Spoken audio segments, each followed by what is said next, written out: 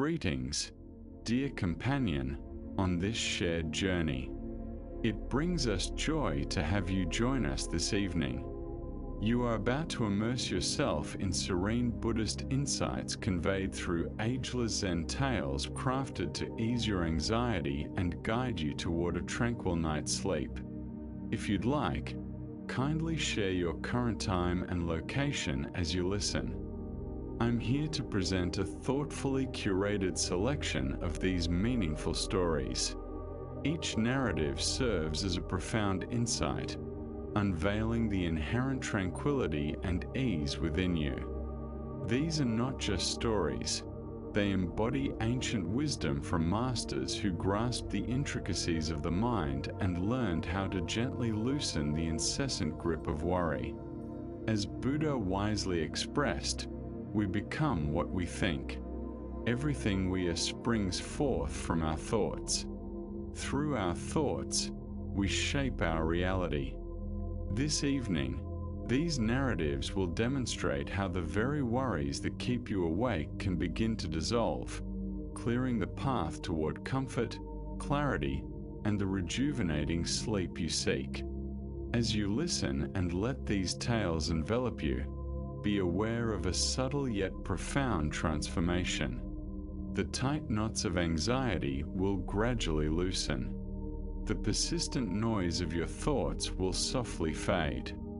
You will naturally ease into a profound state of calm, welcoming the stillness essential for restorative rest. So, settle in comfortably now. Allow your body to sink into your support. Take a mindful breath with me. As you exhale, know that you are about to receive wisdom that has comforted hearts and minds for ages. Teachings poised to provide you peace and quiet.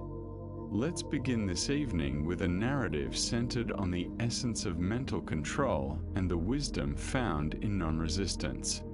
A governor, who took pride in his disciplined mind, sought an audience with Master Yang Guan.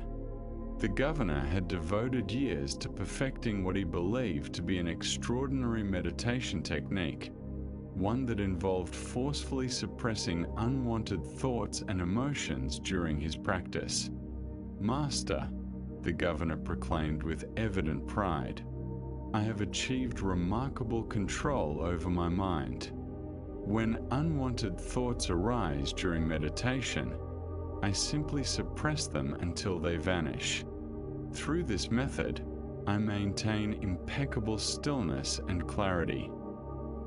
Yang Guan listened attentively to the governor's explanation, nodding thoughtfully.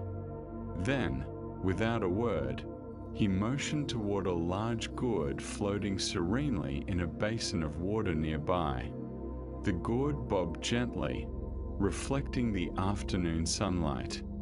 "Honorable Governor," Yang Guan said calmly, "could you do something for me?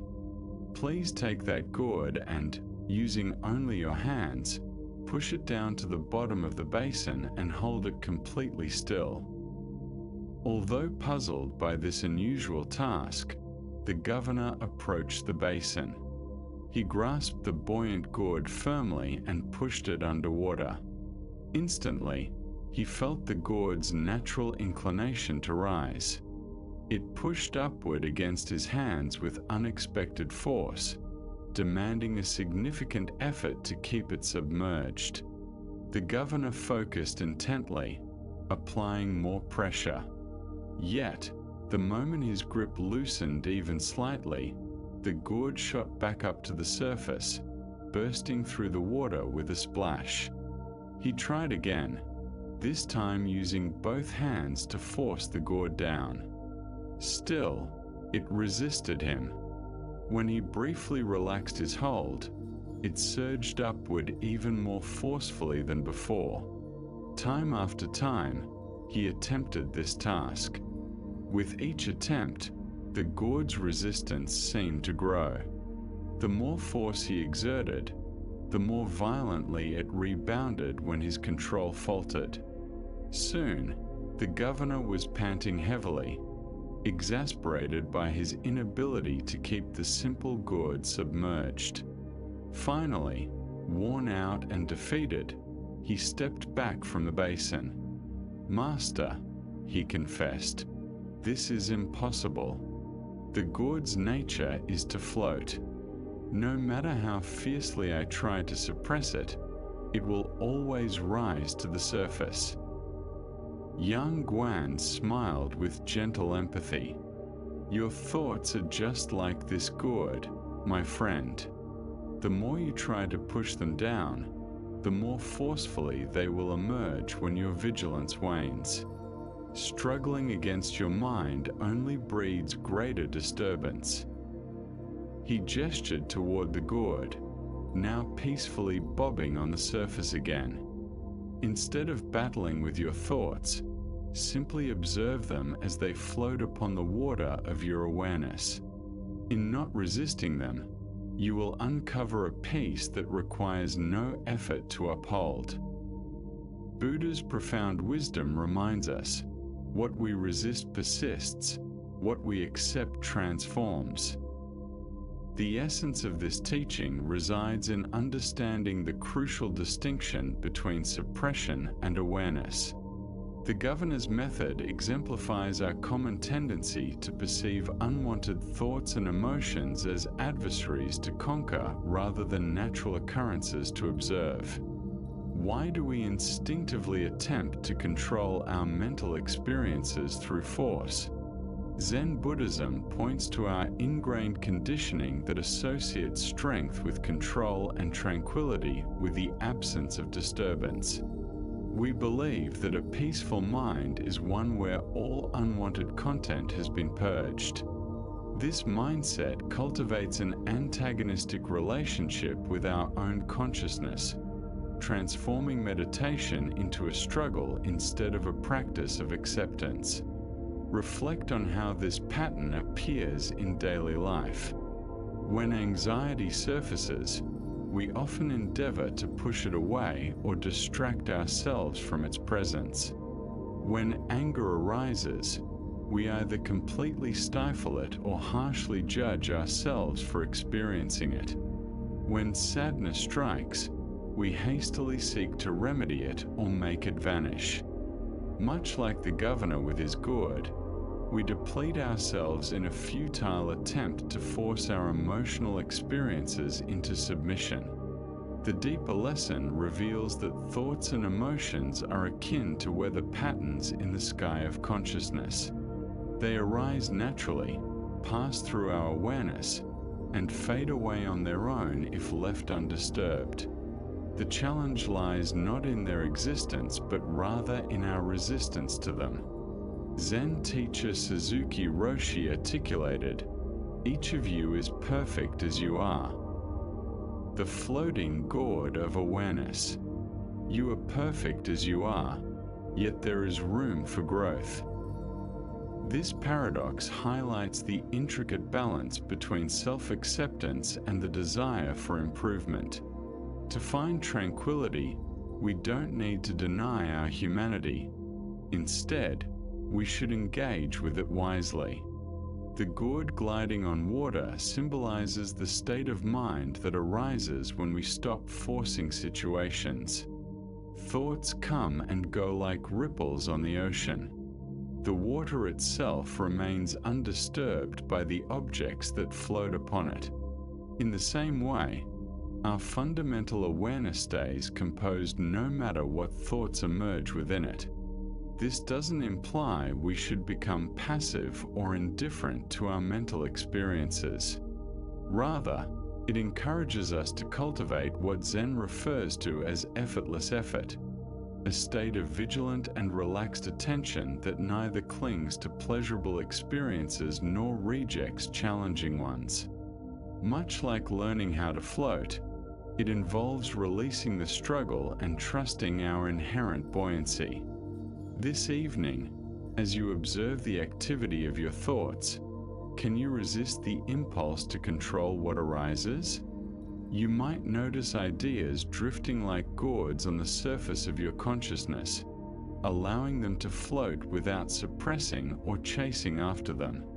Just observe, breathe, and remain present with whatever unfolds.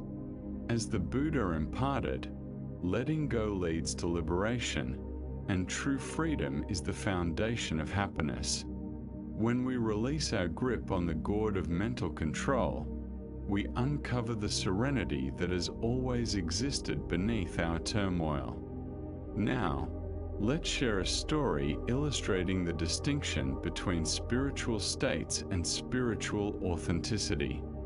Master Shuang shaped a community of monks renowned for their steadfast dedication to meditation practices. Day after day, year after year, these devoted practitioners would sit motionless on their cushions, striving for enlightenment through cultivating deep inner silence. For 2 decades, they steadfastly adhered to this disciplined practice under their cherished master's guidance. The monastery gained a reputation for the profound silence and commitment exhibited by its residents. Visitors frequently commented on the atmosphere of serene focus that filled the temple grounds. When the old master peacefully departed this life in his sleep, many in the region speculated about which of his devoted practitioners had reached true enlightenment. Surely among such dedicated souls, someone must have attained the realization they collectively pursued with fervor. A new master arrived to guide the community. He was known for his straightforward teaching methods and his ability to see through any facade of spirituality. On his inaugural day, he requested the head monk, who had been with Master Shuang the longest and was highly esteemed by his peers for his unwavering discipline. "The old master has transitioned from this realm," said the new teacher gently. "Can you tell me, where is he now?" Despite his years of practice, the head monk found himself at a loss for words. He remained silent, searching for a fitting response but failing to find anything genuine to say. The new master waited patiently before posing another query. "You have been here for 20 years, practicing diligently every day. What were you engaged in all that time?" The head monk's expression brightened, feeling more assured about this question. "Master, I cultivated a state of tranquil stillness. I became akin to a lifeless ember, cool and undisturbed. Through my meditation, I transcended all arrivals and departures, all movement and flux. I reached a deep inner peace beyond the mundane world." The new master listened attentively to this account, then slowly shook his head. "That is not the truth," he responded softly. "Genuine stillness is not an extraordinary state you achieve through effort. It is simply this moment, precisely as it is right now." Intrigued, the master then made his way to the kitchen of the monastery, where he found the cook busily preparing the evening meal. The cook was an unassuming man who had served at the monastery for many years, quietly performing his duties without any pretension of spiritual accomplishment. The master posed him the same question he had asked the head monk. "Tell me, where have you been all day? What have you been doing?" The cook glanced up from his chopping, momentarily surprised by the inquiry. Without hesitation or any self-consciousness, he replied, "I've been here in the kitchen cooking, preparing vegetables, making rice, washing pots, just cooking." The master nodded, a smile forming at the edges of his mouth. The response was thorough and perfectly encapsulated in its simplicity. As the Buddha indicated, wherever you are, be completely present. The essence of this tale reveals a fundamental teaching about the contrast between pursuing spiritual experiences and embodying spiritual authenticity. The head monk had confused a specific meditative state with enlightenment itself, while the cook exemplified true understanding through his full engagement with mundane tasks. Why do we frequently conflate spiritual states with spiritual awakening? Buddhist psychology clarifies that the mind inherently craves extraordinary experiences as confirmation of progress. We tend to believe that enlightenment must feel distinct from regular consciousness, marked by unique phenomena or elevated states of being. This mindset fosters what Zen identifies as the stink of enlightenment, the subtle pride arising from spiritual achievements. The head monk had developed a sincere meditative state but also constructed an identity around that achievement. He became someone who transcended ordinary experience that, paradoxically, ensnared him in a common form of ego attachment. In contrast, the cook made no claims regarding his spiritual status. He merely showed up fully for whatever life required of him. While washing rice, he was entirely present in the act of washing rice. As he chopped vegetables, his entire essence was devoted to chopping vegetables. The presence of now. Engaging fully in everyday tasks like chopping vegetables embodies what Zen refers to as the present moment. It highlights the realization that enlightenment isn't merely an experience we attain, but a state of awareness we cultivate. The Zen master Dogen articulated, "Practice and enlightenment are one," indicating that awakening isn't a destination in our practice. Instead, it is the essence of our authentic engagement in the here and now. Meditating is not about achieving enlightenment, but rather an expression of our intrinsic completeness. Reflect on your own interactions with mundane tasks. How often do you perceive daily chores as barriers to something more significant?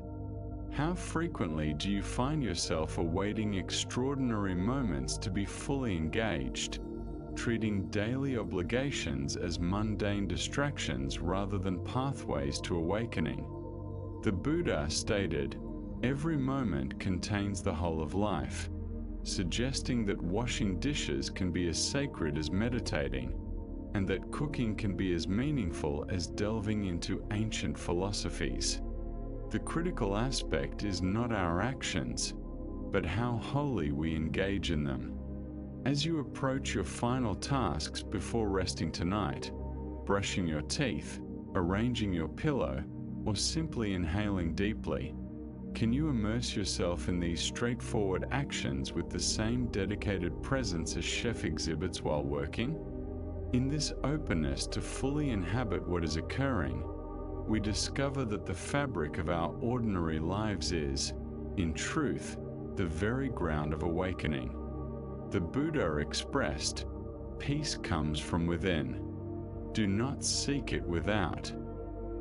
The tranquility sought by the head monk through transcending ordinary life had been accessible all along, rooted in the simple readiness to be fully engaged with life as it unfolds moment by moment. As we progress through the insights of Zen Buddhism, we encounter a narrative about receiving wisdom from nature. A young monk embarked on a lengthy journey through rugged mountains to learn from the esteemed Master Dogen, known for his vast wisdom throughout Japan. He approached this path burdened with numerous inquiries regarding enlightenment and lofty expectations for the profound lessons he hoped to acquire. On the last leg of his journey, traversing a secluded mountain valley, an unexpected event captured his attention. The gentle murmur of a stream winding through the valley below became pronounced. Initially, it served merely as background sound, but as he paused to rest, its melody sharpened, drawing him deeper into a space of listening. The water danced over rocks and meandered around bends, weaving a constant melody. The sound tugged at him, urging him to listen more intently. Finding a sizable rock along the path, he sat down, closed his eyes, and devoted himself to the auditory experience. Minutes slipped by, then a full hour. The stream's song seeped into his consciousness, washing away concerns about his upcoming meeting, questions regarding Buddhist teachings, and notions tied to his identity as a monk aimed at enlightenment. The clear, unwavering sound enveloped his awareness so thoroughly that his mind's typical chatter faded into silence. In that serene moment, he simply sat and listened. There was no awareness beyond the water flowing over stones, just this immediate, intimate connection with something exquisitely simple and utterly real. In this act of listening, a profound shift occurred in his consciousness, though he could not articulate the change. When he finally opened his eyes, it felt as if he had awakened from a dream, with the world around him appearing sharper, more vivid. He continued on his path to the monastery with a serene smile, no longer rushing toward his destination. Upon reaching Dogen's monastery, he eventually found himself in the presence of the Great Master. Dogen, draped in humble brown robes, radiated profound calm and mindfulness. "Welcome, young monk," Dogen said with warmth. "You have traveled quite a distance to be here. What is the most significant teaching you have ever received?" The monk reflected on the query. He could have recounted esteemed discourses or sacred writings he had encountered or guidance from various mentors throughout his training. Instead, he spoke with quiet conviction. "Master, the most significant teaching I received was the sound of the stream valley I heard while journeying here." Dogen's eyes sparkled with recognition and understanding. A broad smile emerged, and he bowed slightly, expressing appreciation. "You have already encountered the greatest of all instructors," Dogen responded joyfully. "You have received direct transmission from reality itself. There's little I can add to such teachings." In that instant, the young monk comprehended something that words could never encapsulate.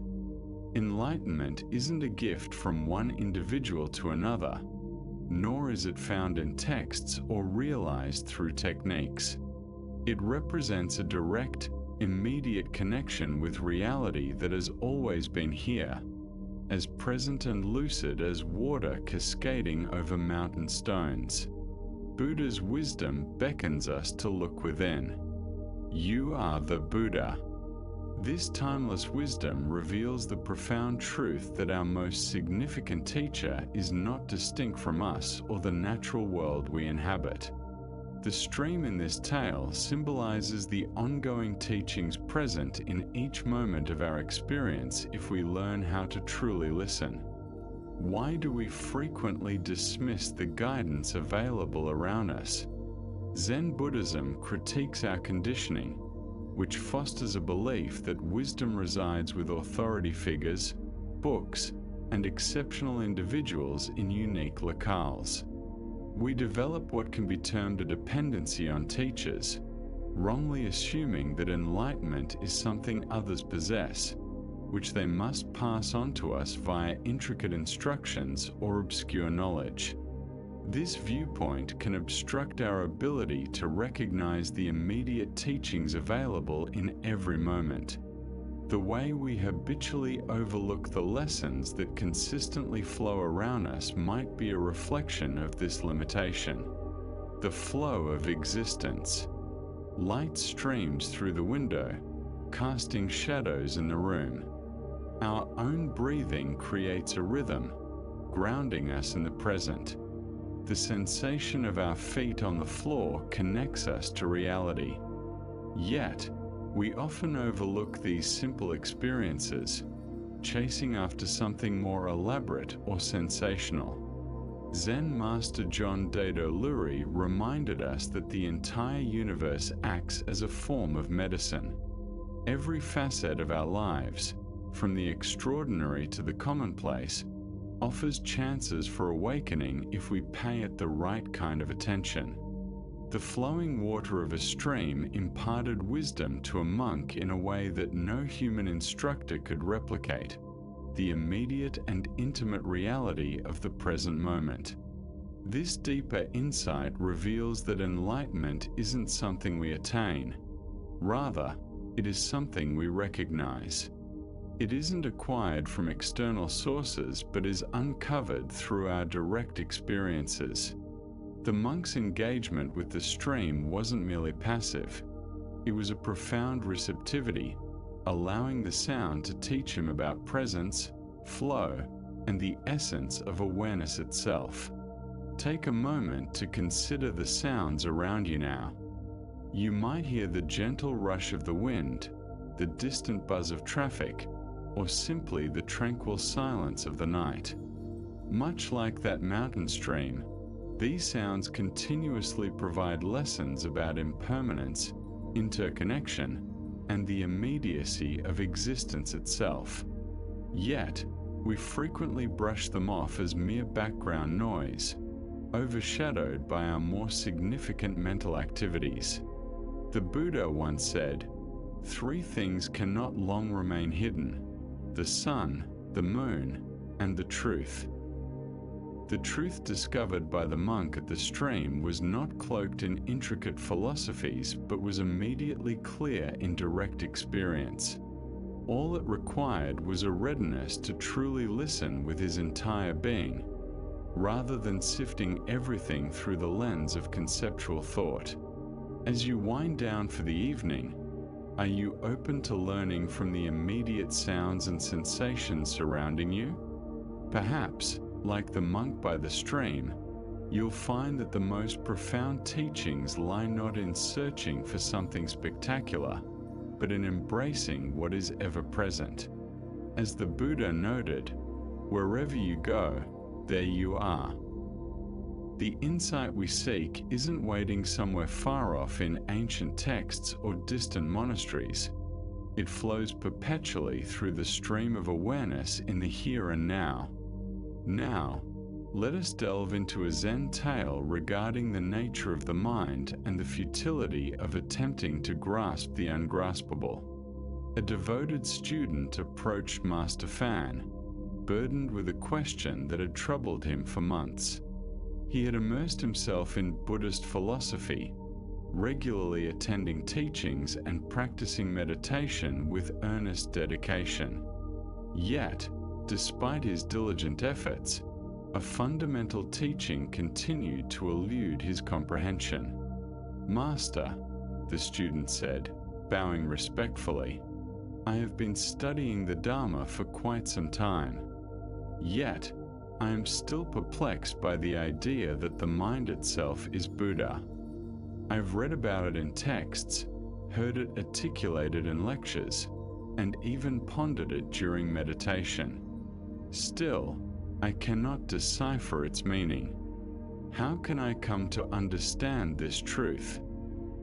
The student's frustration was palpable. Much like many earnest practitioners, he viewed this profound teaching as an intellectual challenge, a concept to be resolved through analysis and effort. He expected Master Fen to provide some clarity that would unravel the mystery. Rather than offering a convoluted philosophical explanation or citing ancient texts, Master Fen simply directed his gaze toward the monastery garden visible through the doorway. Without saying a word, he indicated a stone lion nestled among the meticulously arranged plants and paths. This stone lion, an ancient piece of carved granite, had guarded the garden for generations. Its surface was worn smooth by numerous seasons of rain and sun, its features softened with time, yet it exuded a quiet dignity. "You are inquiring about the nature of the mind," Fine said softly, still pointing toward the garden. "Before we engage on such a profound topic, answer me this. What is the price of that stone lion?" The student glanced at the statue, utterly baffled by this unexpected inquiry. He had approached with hopes of uncovering deep insights into consciousness, only to be asked about the monetary value of a mere garden ornament. What could this possibly contribute to his understanding of mind and Buddha nature? "Master," the student replied, clearly confused, "it's a stone lion. It has been part of this monastery for as long as anyone can remember. It's not for sale. It has no price." Master Fine nodded gently, a subtle smile forming at the corners of his lips. "Precisely," he said with a sense of quiet satisfaction. "You've answered correctly."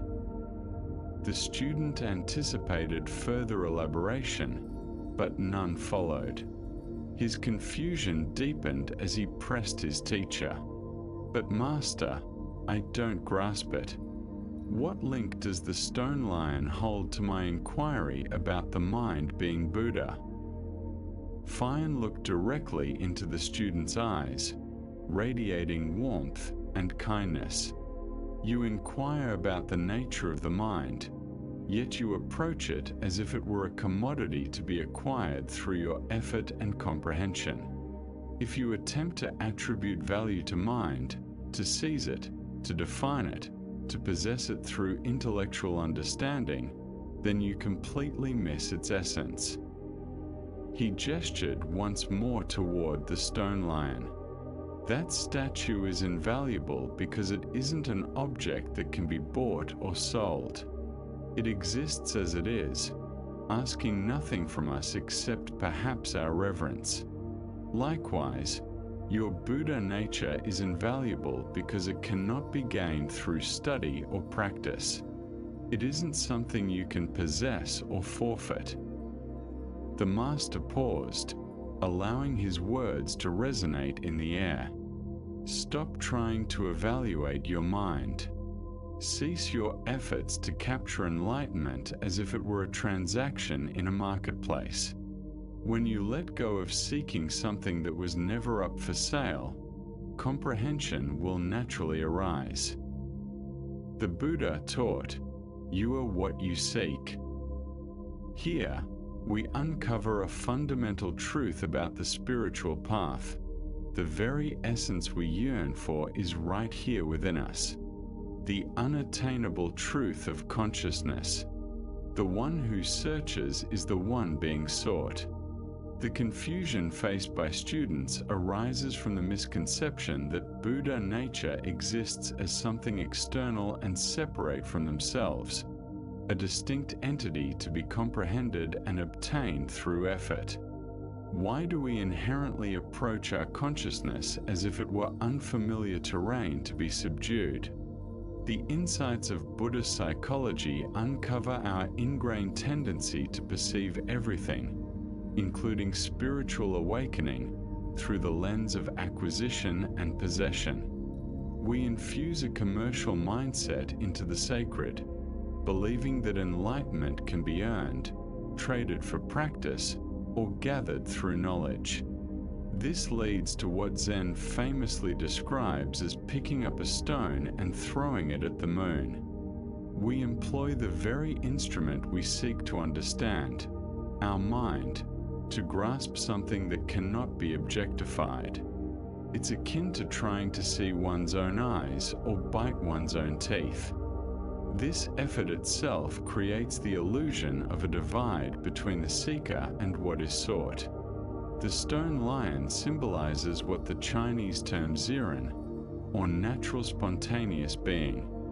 It does not strive to be a lion. It simply exists as it is, effortlessly and without self-awareness. Similarly, your Buddha nature does not need to be attained or comprehended. It is merely the awareness that is perceiving these words right now. Zen instructor Alan Watts frequently discussed the paradoxical law, the concept that the more we pursue something, the more it evades us.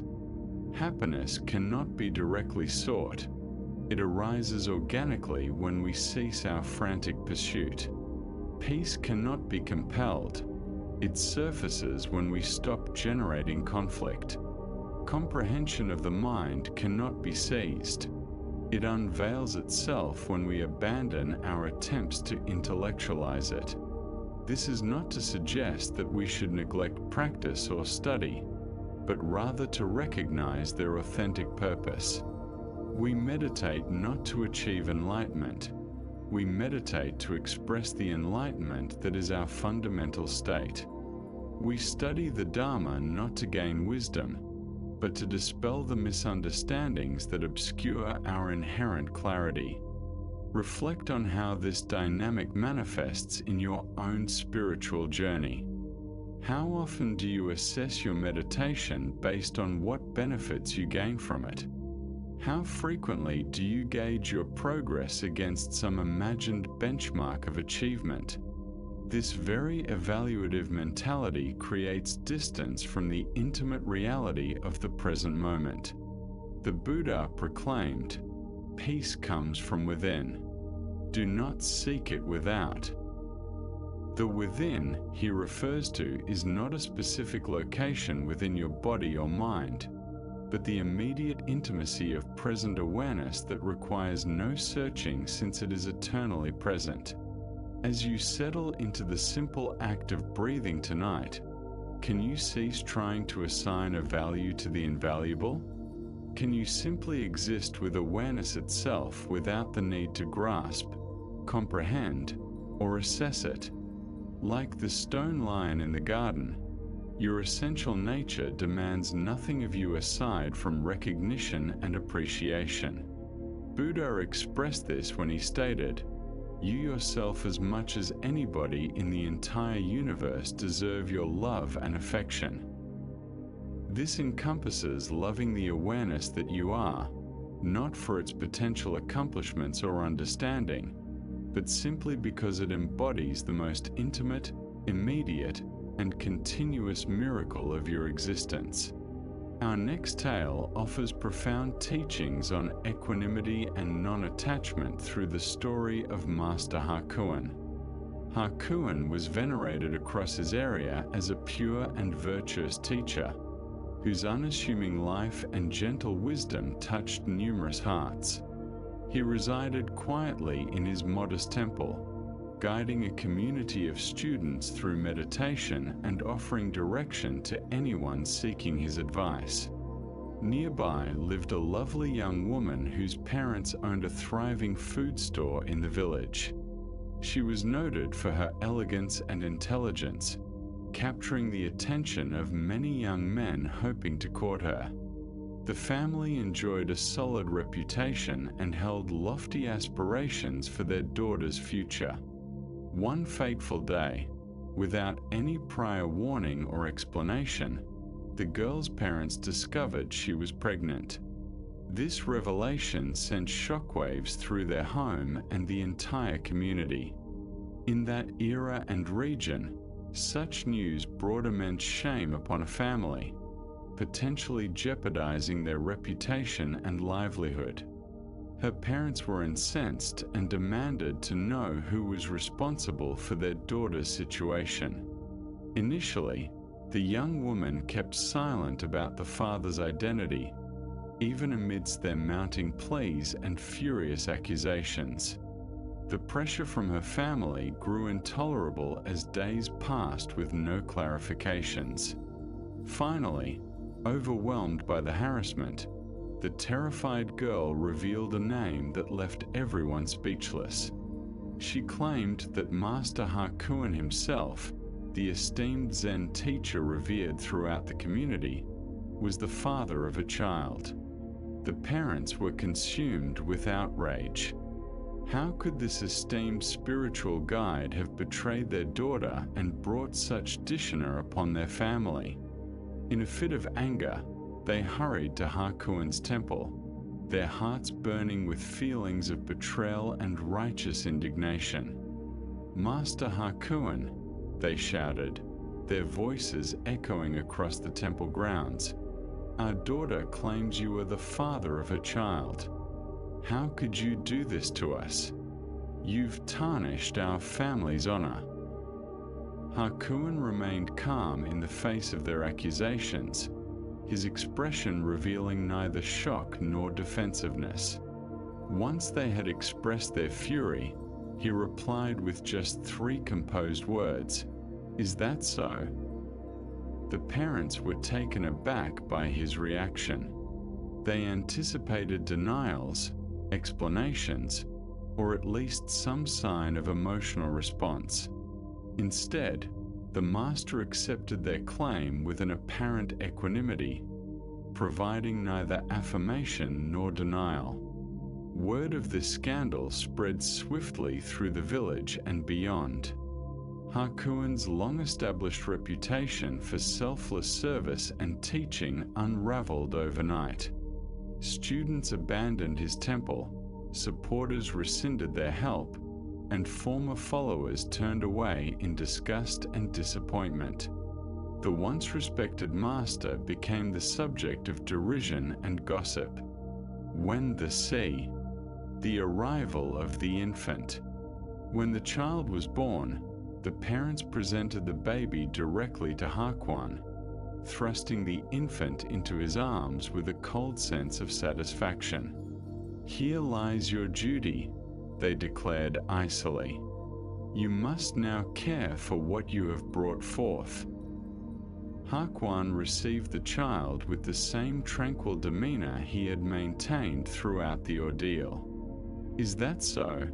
he responded softly, cradling the baby with gentle care. Despite the loss of his esteemed standing and the support he once enjoyed, Hakuin devoted himself wholly to nurturing the infant. He canvassed the village, humbly seeking milk and whatever supplies the child required. Many turned him away with harsh words, yet he persisted without complaint, ensuring the baby received adequate nourishment and affection. For a full year, Hakuin raised the child with unwavering devotion. He appeared truly unaffected by the loss of his reputation or the drastic shift in his life circumstances. His unwavering focus remained on meeting the needs of the fragile life entrusted to him. As time passed, the young mother was increasingly consumed by guilt and self-reproach. She had ruined an innocent man's life to shield herself. Observing his tender care for a child that was not his own became unbearable. Ultimately, the burden of her deceit became too heavy to bear. She could no longer maintain the lie and confessed the truth to her parents. The real father of her baby was a young man employed at the village fish market. They had been meeting in secret, and upon discovering her pregnancy, fear had compelled her to name the first respectable person she could think of instead of admitting the truth about her relationship. Horrified by the injustice they had inflicted upon an innocent man, her parents rushed back to Hakuin's temple. They knelt before the master, pleading for his forgiveness and offering elaborate apologies for the grievous wrong they had caused him. "Master, we are filled with shame," they urged. "Our daughter has revealed the truth. You are not the father. We have gravely wronged you and tarnished your reputation for no valid reason. Please forgive us and allow us to return the child to his rightful home." Hakuin listened to their sorrowful apologies with the same serene attention he had shown when confronted with their initial accusations. When they requested the child back, he willingly transferred the baby into their arms. His response echoed what he had said a year prior. Is that so? The Buddha once stated, "Hatred does not cease by hatred, but only by love." This is the timeless principle. This narrative unveils the profound lesson of embodying complete equanimity in the face of life's inevitable upheavals.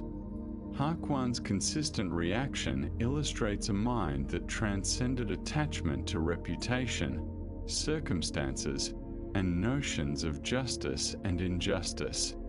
Why do we struggle to embody such equanimity? Buddhist philosophy suggests that our sense of identity heavily relies on external affirmation and circumstances aligning with our desires. When our reputation is threatened or our situation worsens, we perceive it as a peril to our very identity. We instinctively battle to defend our image, rationalize our actions, and control how others perceive us. Hakuan showcased what Zen refers to as great doubt, not skepticism, but a profound relinquishing of rigid beliefs about how life ought to unfold. His "Is that so?" embodies a complete openness to whatever emerges, devoid of the mental commentary that perpetuates suffering around our experiences. This does not imply becoming passive or indifferent to injustice. Rather, it guides us toward what the Buddha termed right action born from right understanding. When we aren't preoccupied with defending our ego or managing outcomes, we can engage with situations through clarity and compassion rather than reactivity. The deeper lesson here illuminates that our true essence remains unscathed by the fluctuating circumstances of our lives. Reputation is fleeting. People may praise or blame us. Situations may improve or worsen. Yet the awareness that observes all these fluctuations remains constant and tranquil. Zen Master Suzuki Roshi taught, "Each of you is perfect as you are, and you can use a little improvement."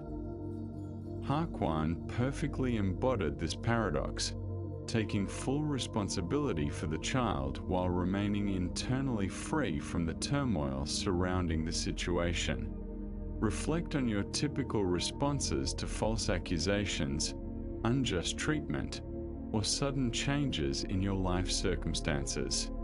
Do you promptly shift into defense mode, seeking explanations, or attempts to control how others perceive the scenario? Can you envision responding to life's adversities with Hakuan's gentle acceptance? As you contemplate the day's occurrences tonight, perhaps you can practice releasing attachment to how things ought to have unfolded and merely acknowledge what transpired. When your mind commences that familiar dialogue about fairness or unfairness, consider quietly asking yourself, like Hakuan, "Is that so?" As the Buddha taught, ultimately, we will recall not the words of our adversaries, but the silence of our companions. True tranquility is not derived from having circumstances align with our desires, but from embracing whatever arises with expansive acceptance, recognizing all experiences as transient visitors within the vast expanse of awareness. As we journey forward, we encounter a lesson of radical acceptance and the wisdom of taking responsibility, even for misdeeds we haven't committed. This is the tale of the innocent thief. Master Ryokan, cherished for his gentle spirit and deep compassion, spent the morning traversing nearby villages with his begging bowl, seeking modest contributions of food to sustain his simple way of life. His appearance was unremarkable, the tattered robes of a wandering monk, a serene disposition that suggested harmlessness, and a countenance so open that it generally inspired trust rather than suspicion. As he approached a given household that afternoon, He remained unaware that the inhabitants had recently experienced a distressing situation. Just a few days prior, a valuable item had vanished from their residence, leaving the family in turmoil, wary of any unfamiliar faces near their home. When they spotted a monk they did not recognize approaching with a begging bowl, their feelings of distrust morphed into accusations. Here was a stranger, clearly lacking in any means, appearing right after their prized possession had gone missing. The timing felt too coincidental to overlook, and in their grief and rage over the theft, they swiftly assumed that this simple monk was the perpetrator. Without giving Master Ryokan a chance to clarify his presence or defend himself, the householder called for assistance and had the master bound hand and foot as if he were a common felon. They secured the ropes tightly, showing no inclination to be gentle with someone they believed had wronged them. Throughout this ordeal, Master Ryokan did not resist. He did not declare his innocence. He did not question what crime he was accused of. He did not mention the absence of evidence or the injustice of being condemned without a fair trial. Instead, he simply hung his head in silence, accepting whatever treatment these furious individuals felt justified in administering. The master remained restrained for an extended period, enduring both the physical discomfort of the bindings and the emotional pain of being treated as a criminal, when all he sought was a small donation of food to support his spiritual journey. He bore this suffering with the same serenity he brought to his meditation practice, neither struggling against his bindings nor harboring resentment toward his captors. By sheer coincidence, a friend of Master Ryokan happened to pass by the residence and recognized the bound figure. This individual knew the master's character and his reputation for honesty and kindness, and immediately understood that a grave misunderstanding had occurred. Through patient explanation and vouching for the master's character, this acquaintance was able to secure Ryokan's release. As the ropes were at last removed and blood flow returned to his hands and feet, the friend confronted the master with evident confusion and frustration. "Why did you not speak up and tell them you were innocent?" he demanded. "You could have explained who you are, where you come from, and your purpose for being there. Why did you allow them to treat you like a criminal when a few words could have resolved this misunderstanding?" Master Ryokan looked up at his concerned friend, his eyes devoid of anger, victimization, or a desire for vengeance against those who wronged him. "Even if I had tried to explain," he replied, possessing the quiet wisdom of someone who grasps the deeper truths of human nature and the futility of certain forms of resistance, "I would not have been released. It's better not to offer explanations and simply hope for the best." The Buddha taught that hatred does not cease by hatred but only through love. This is an eternal truth.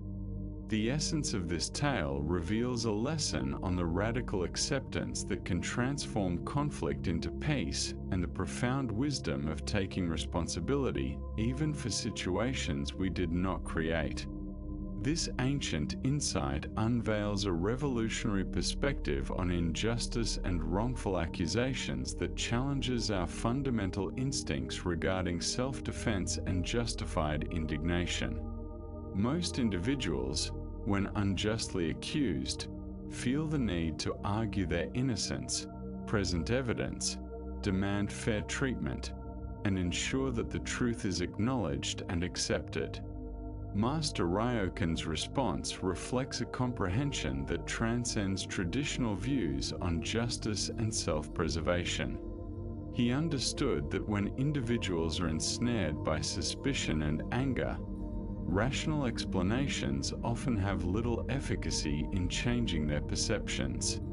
His silence was not passive acceptance, but rather an active, wise choice, a realization that sometimes embracing undeserved suffering opens doors to transformation that resistance and arguments cannot achieve. Why is it so challenging for us to accept blame for actions we did not commit? This resistance arises from our profound attachment to being perceived as good individuals, to uphold our reputation and self-image, and to ensure that justice aligns with our interpretation of fairness. However, the Master's approach posits that such attachments can hinder our ability to respond to challenging circumstances with optimal wisdom and compassion. His assertion that, even if I had explained, I wouldn't have been released, reflects a deep understanding of human psychology. When people are convinced of our guilt, our denials can often echo the very sentiments of those who are guilty. The more fervently we contest our innocence, the more suspicious we can seem to those who have already deemed us culpable. This moral illustrates the distinction between being correct and being wise. Master Ryokan was undeniably justified in asserting his innocence, yet he exhibited the wisdom to recognize that being right would not necessarily equate to being released, and might indeed exacerbate the situation by inciting further ire from those interpreting his protests as deceit or arrogance. We can observe similar patterns in various realms of human conflict. The employee who is unjustly accused of poor performance and then becomes defensive and combative only reinforces their supervisor's negative perceptions. The family member who is wrongly blamed for rifts in relationships, retaliating with angry justifications, intensifies the very disputes they wish to mend. This narrative also directs us to appreciate the influence of radical acceptance in reshaping our relationship with suffering. By refraining from resisting his circumstances, Master Ryokan sidestepped the additional anguish stemming from opposition, bitterness, and the desperate drive to vindicate oneself to unyielding audiences. Zen practice fosters what can be described as a deliberation-free resilience, the gift of acceptance and authority. Acceptance is the ability to embrace whatever life presents us without immediately thinking about how to alter it, repair it, or escape from it. This isn't about passively resigning to real injustices, but rather the discernment to recognize when acceptance is a more fruitful path than resistance. The Master's gentle reaction to his friend's confusion, suggesting it's best not to over-explain and simply hope for positive outcomes, unveils another level of insight. Sometimes, the greatest service we can offer to others involves allowing them to navigate their anger and skepticism without providing additional targets for their frustrations. His silence created an environment for their feelings to resolve on their own without escalating through conflict. Moreover, our minds often conclude that being misunderstood is among the most terrible experiences we can endure. However, Master Ryoan's narrative highlights that gracefully accepting misunderstanding can transform into a form of spiritual service, a method of absorbing negativity that could otherwise perpetuate through cycles of blame and defensiveness. This lesson also emphasizes the distinction between maintaining self-respect and protecting the ego. The Master's readiness to be bound and accused didn't stem from low self-worth, but reflected such robust self-awareness that external allegations couldn't disturb his inner tranquility or understanding of his true nature. Beyond this point, there's a profound lesson about the bravery necessary for genuine nonviolence. It is considerably easier to practice nonviolence when we are treated justly. Yet, Master Ryoan exhibited a deep-rooted nonviolence that remained steadfast even in the face of injustice. As you reflect this evening on instances where you feel wrongly accused, misunderstood, or unjustly blamed, can you explore the kind of acceptance Master Ryoan illustrated? What would it look like to respond to unfair treatment with patience and silence instead of immediate justification and self-defense? Buddha's wisdom reassures us that one word that brings peace is far better than 1,000 empty words. At times, the most serene reply to accusations and misunderstandings is the profound silence born of wisdom that chooses not to contribute further conflict to an already complicated situation. Now, let's delve into a tale that illuminates the vital difference between spiritual authority and worldly power. This is the Emperor's Request. Deep in the mountains of Japan, where ancient pines shared secrets with the wind, resided Master Tegu, a Zen teacher revered for his remarkable realization that spread far and wide. His grasp of the Dharma was so significant that even esteemed scholars traveled lengthy distances for just a brief moment in his presence. Rumors of his wisdom eventually reached the retired Emperor Gazuno, a man well-versed in gathering the brightest minds of the realm to his court. Intrigued by the tales of this mountain sage, the emperor dispatched his most trusted aide to Master Gudo with a request to bring Taigu to the imperial palace for an audience. The invitation was delivered with great formality, accompanied by luxurious scrolls and guarantees of honor. However, when Master Gudo presented this esteemed request to Taigu, the master's reply was immediate and unyielding. "I can host," Taigu stated simply, his eyes mirroring the tranquility of the nearby mountain lake. "I can never be a guest." The emissary, taken aback by this unexpected declination, pressed further. "Master, do you comprehend? This is an invitation from the retired emperor himself, the highest honor in the land." Taigu smiled softly. "That is precisely the reason I cannot accept. When one genuinely comprehends the Dharma, there is no elevation or diminishment. There exists only the everlasting host of truth welcoming all seekers with sincere hearts." Upon hearing of this refusal, the emperor was initially baffled.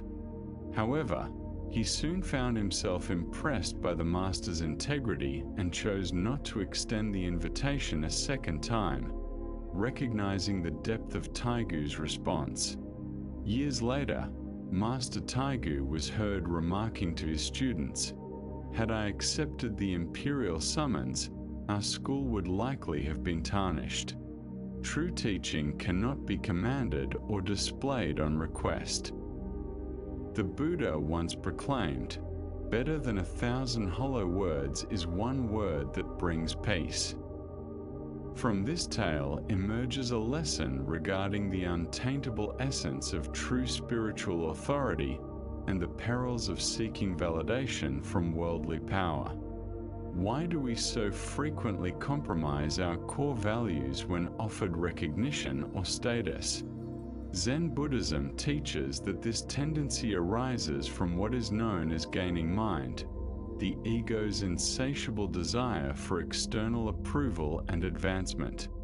This perspective transforms spiritual practice into a commodity for trade in exchange for social standing, wealth, or influence. Our society especially grapples with this dynamic. We inhabit a culture that equates worth with achievement, recognition with reality, and exterior success with inner fulfillment. The spiritual journey riskily morphs into yet another contest, another means to accrue impressive credentials or associations with influential figures.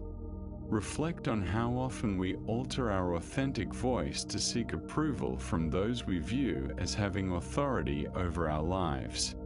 A teacher might tone down their message to avoid upsetting students. An artist could compromise their vision to attain a notable exhibition. A spiritual practitioner might adopt popular teachings instead of following their true understanding. Zen teacher Suzuki Roshi noted, "In the beginner's mind, there are many possibilities, but in the expert's mind, there are few." When we cling to the idea of being seen as experts, as individuals deserving of imperial invitations, we forfeit the fresh, humble consciousness that allows authentic wisdom to flow through us. The deeper lesson here illustrates that genuine spiritual authority cannot be conferred by external means. The eggplant in the shadows. In the depths of authenticity, we discover that true wisdom emerges from genuine understanding. This wisdom is not achieved through the pursuit of titles or accolades.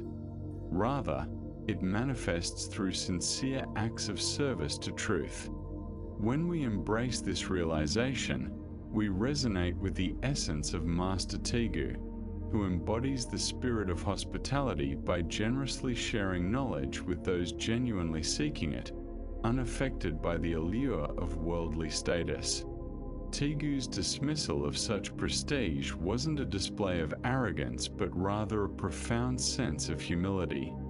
He recognized that accepting the role of a performer seeking approval would strip him of his authenticity, relegating him to a mere accessory of power. As you ponder your own journey tonight, reflect on the areas where you might be seeking validation from outside sources. Are you compromising your authentic voice for the sake of recognition? Can you summon the bravery to uphold the integrity of your truth, sharing your talents unconditionally while remaining detached from how they are received by those who hold worldly authority? The wisdom imparted by the Buddha reminds us that one candle can ignite countless others without diminishing its own light. Happiness multiplies when shared. Genuine spiritual authority flourishes through open-handed generosity rather than through seeking power. Continuing our exploration of Zen Buddhist teachings, we encounter a tale that illustrates the incredible influence of perception on reality. This is the story of the eggplant encountered at night. In a serene mountain monastery that cherished silence, there resided a monk known for his rigorous commitment to Buddhist teachings. His dedication was unwavering, his meditation exemplary, and his pledge to nonviolence resolute. For years, he had navigated his spiritual path with meticulous precision, finding solace in the structure and confidence it offered. On one moonless night, after evening meditation, he ambled along the familiar garden path toward his quarters. The darkness enveloped him, disturbed only by faint silhouettes of well-known landmarks. He had traversed this path countless times, yet tonight, an unusual tension lingered in the air. Abruptly, he stepped on something soft and yielding, a sound piercing the stillness like a tolling bell. He halted, a surge of panic coursing through him as his mind raced to grasp the possible explanation.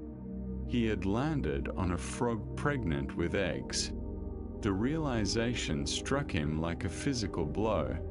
The first precept strictly forbade taking life. Here he was, a devoted practitioner, potentially responsible for the death of not just one living being but dozens of unborn lives. Waves of horror washed over him. His hand shook as he knelt in the blackness, attempting to assess the situation, but the darkness obscured the truth. His thoughts spiraled with self-reproach and confusion. How could he have been so heedless? Had he just failed a spiritual test in the most catastrophic manner? Sleep evaded him, and when he finally lay down, his mind was a whirlpool of guilt and doubt. In his dreams, swarms of frogs appeared, their eyes blazing with accusation, demanding reparation for their departed mother and her unborn progeny. They encircled him, their voices clamorously condemning him, reverberating in his mind. The monk awoke several times, each instance bringing forth a new layer of remorse for what he believed he had done. His carefully nurtured peace disintegrated, replaced by escalating torment. He not only questioned that solitary moment but also scrutinized his entire spiritual journey. As dawn unfolded, illuminating the monastery gardens with soft, golden hues, the monk resigned himself to confronting the truth of his actions. His steps felt burdensome with dread as he retraced his familiar path. But as daylight unveiled the scene, he was struck with disbelief. Instead of a lifeless frog, he found merely a ripe eggplant that had tumbled from the monastery's garden. The purple vegetable had ruptured under his weight, producing the sound that had unleashed his night of despair. In that moment of revelation, something extraordinary transpired. The monk experienced a profound shift in comprehension that transcended mere relief. For the first time in his years of study, he genuinely understood the lesson that there exists no objective reality. The anguish of that night had been conjured not by the external world, but rather shaped by his mind's interpretation of a fleeting experience.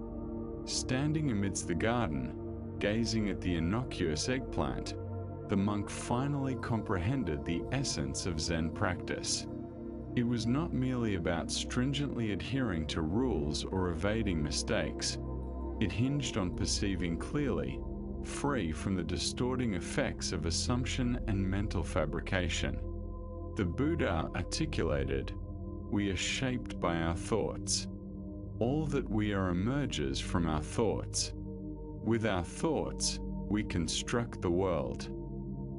This wisdom encapsulated the monk's realization. Our perception of reality is predominantly influenced by our mental interpretations rather than objective facts. The deeper lesson reveals how dramatically our views shape our emotional experiences. The monk's actual encounter was minimal, stepping on something soft in the dark. Everything that ensued stemmed entirely from his mind's interpretation of that singular sensory occurrence. Why do we fashion complex narratives from scant information? Our minds evolved to swiftly assess risks for survival, often leading us to sketch worst-case scenarios. This mental tendency served our ancestors well when facing immediate physical dangers, yet it births needless suffering in today's psychological contexts. Consider how regularly you find yourself stepping onto metaphorical eggplants in the shadows. A friend doesn't reply to your message promptly, and you assume you've offended them. A colleague appears standoffish during a meeting, and you convince yourself they are displeased with your presentation. Your partner walks in quieter than usual, leading you to speculate about relationship issues that might exist solely within your anxious thoughts.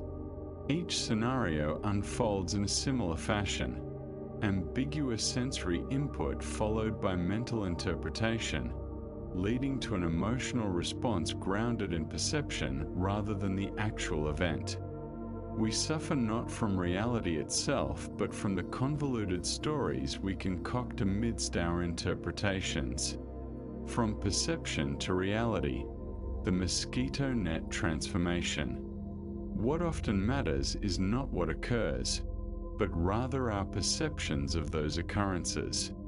Zen Master Suzuki Roshi once said, "In the novice's mind, possibilities abound, while in the expert's mind, they are limited. The monk had mastered the rules, yet remained a novice when it came to clarity. His expertise morphed into a constraint, leading him to leap to conclusions fueled by preconceived notions.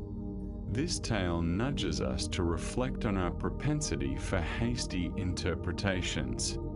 How frequently do we conjure our own fears by anticipating the worst in uncertain situations? What portion of our daily stress is rooted in reacting to fears crafted in our minds rather than to real events? Tonight, as you navigate the unavoidable uncertainties of human interaction, can you recall the monk and his eggplant? As your thoughts start weaving stories around unclear situations, can you pause and inquire, what do I genuinely know? What interpretations am I adding? Buddha's insight encourages us to question everything and seek our own illumination.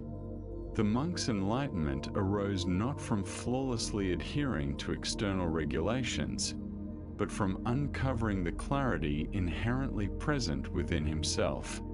Our next narrative delves into the innovative wisdom that surfaces when we cease resisting life's ongoing challenges and instead find means to transform them. This is the tale of the ghost-repelling mosquito net. Master Sengai sat in his humble dwelling, visibly irritated as he rubbed his arms and neck. For the third time in recent memory, thieves had pilfered his mosquito net, leaving him vulnerable to the unyielding summer bugs that haunted the temple grounds. Every evening was a new torment as mosquitoes invaded his sleeping space, buzzing and biting through the dark hours, robbing him of restful slumber. To be honest, the master confided to two elderly women who had come to pay him a visit, "This is the third time my mosquito net has been stolen." His weathered countenance displayed true frustration. Continuing, he added, "Each night, I tuck my bedding around myself seeking refuge, but somehow a mosquito always finds its way in and bites me while I rest. It drives me insane." He exaggerated his itching by scratching various areas of his body, evoking a laugh. The two women, filled with sympathy for their beloved teacher's plight, expressed their concern. Observing the red welts on his arms and the dark shadows under his eyes from nights without sleep, one said earnestly, "Surely there must be something we can do to assist you." Suddenly, Sengai's eyes sparkled with an idea that delighted him. "Ladies, if you're up for it, I have a proposition." Beaming widely with excitement over his plan, he continued, "Would you be able to craft an all-white mosquito net? Just plain white fabric, nothing extravagant, but strong enough to keep out the insects." Of course, the elderly women readily agreed. Pooling together their modest savings, they procured fine white cloth and dedicated several days to create exactly what the master desired. They presented it to him proudly, thrilled to help remedy his mosquito dilemma. Master Sengai accepted their thoughtful gift with evident joy, promptly setting to work with brushes and black ink. On the edges of the net, he painted intricate illustrations of skulls, specters, and skeletal forms. At the top, he conjured a fearsome depiction of the thunder god amidst jagged streaks of lightning. In the corners, he added overturned lanterns, crumbling gravestones, ghostly hands emerging from the shadows, and an assortment of grave markers. Once his artistic endeavor was finished, he hung the net and took a step back to appreciate his handiwork. "Well, this should do the trick," the master declared with contentment and laughter. That very night, As if the universe conspired, two thieves approached the temple, their dim lanterns casting flickering shadows. Master Sengai was already enjoying restful sleep beneath his newly adorned mosquito net. The thieves quietly moved aside the paper screens and crept into his room. However, when their lantern light shone upon the net, expecting merely plain white fabric, they were met with a dread-inducing specter lurking in the shadows. Shaken, but still greedy, one thief gathered enough nerve to approach the net with a knife, ready to cut it down. At that precise moment, Sengai began banging a metal basin, his voice booming into the night, proclaiming, "The God of Thunder stands before you." Terrified out of their minds, both thieves fled, howling into the darkness, never to return to the temple again. The Buddha taught us, we become what we think. What we feel, we attract. What we visualize, we create. Here, we uncover a lesson about the transformative nature of creative responses to persistent issues. This tale reveals powerful truths about our conventional methods of confronting recurring challenges. Most individuals, when repeatedly faced with the same obstacles, tend to react in predictable manners. We become frustrated, we lament, and we attempt similar solutions continuously, hoping for different outcomes. Rarely do we take a moment to consider what innovative approach might alter this entire circumstance. Master Sengai could have responded to the theft of his mosquito nets in several conventional ways. He might have bolstered security around the temple, employed guards, or installed improved locks. He could have opted for cheaper nets that wouldn't draw thieves, or simply reconciled to sleepless nights as a part of monastic life. Instead, he embraced a response that was both pragmatic and remarkably creative, one that not only addressed the pressing problem but also uncovered a deeper understanding of fear, perception, and deterrence. This method embodies a fundamental Zen teaching.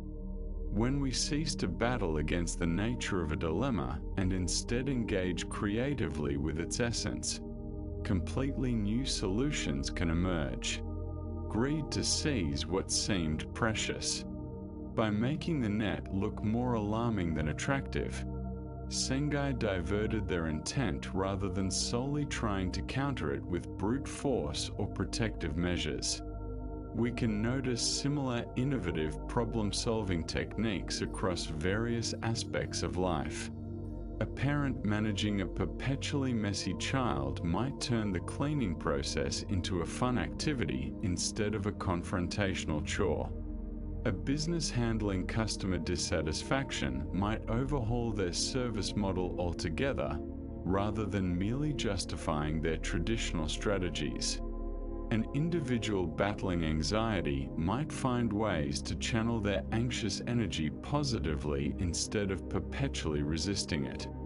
Zen teachings shed light on an additional perspective through the concept of expedient means, which emphasizes using the most effective methods tailored to each unique situation, even if those methods seem unexpected or unconventional. Sengai's creatively designed mosquito net perfectly encapsulates well-suited wisdom. He had an acute understanding of what would deter those particular thieves and devised a solution that aligned with their mindset rather than imposing his own preferences. Furthermore, we often tend to assume that challenges necessitate serious, conventional resolutions. Rarely do we entertain the possibility that humor, creativity, or a playful approach might be more effective than direct confrontation. Sengai's clear joy in his clever strategy highlights another teaching, that effective solutions can also bring enjoyment and artistic fulfillment. The narrative also nudges us towards recognizing how perception can shape reality. The net was the same physical item, regardless of whether it was plain or embellished, yet its significance and effect were wholly transformed by Sengai's artistic enhancements. This illustrates that many of our challenges lie not only in external situations but also in how we and others interpret and perceive those situations.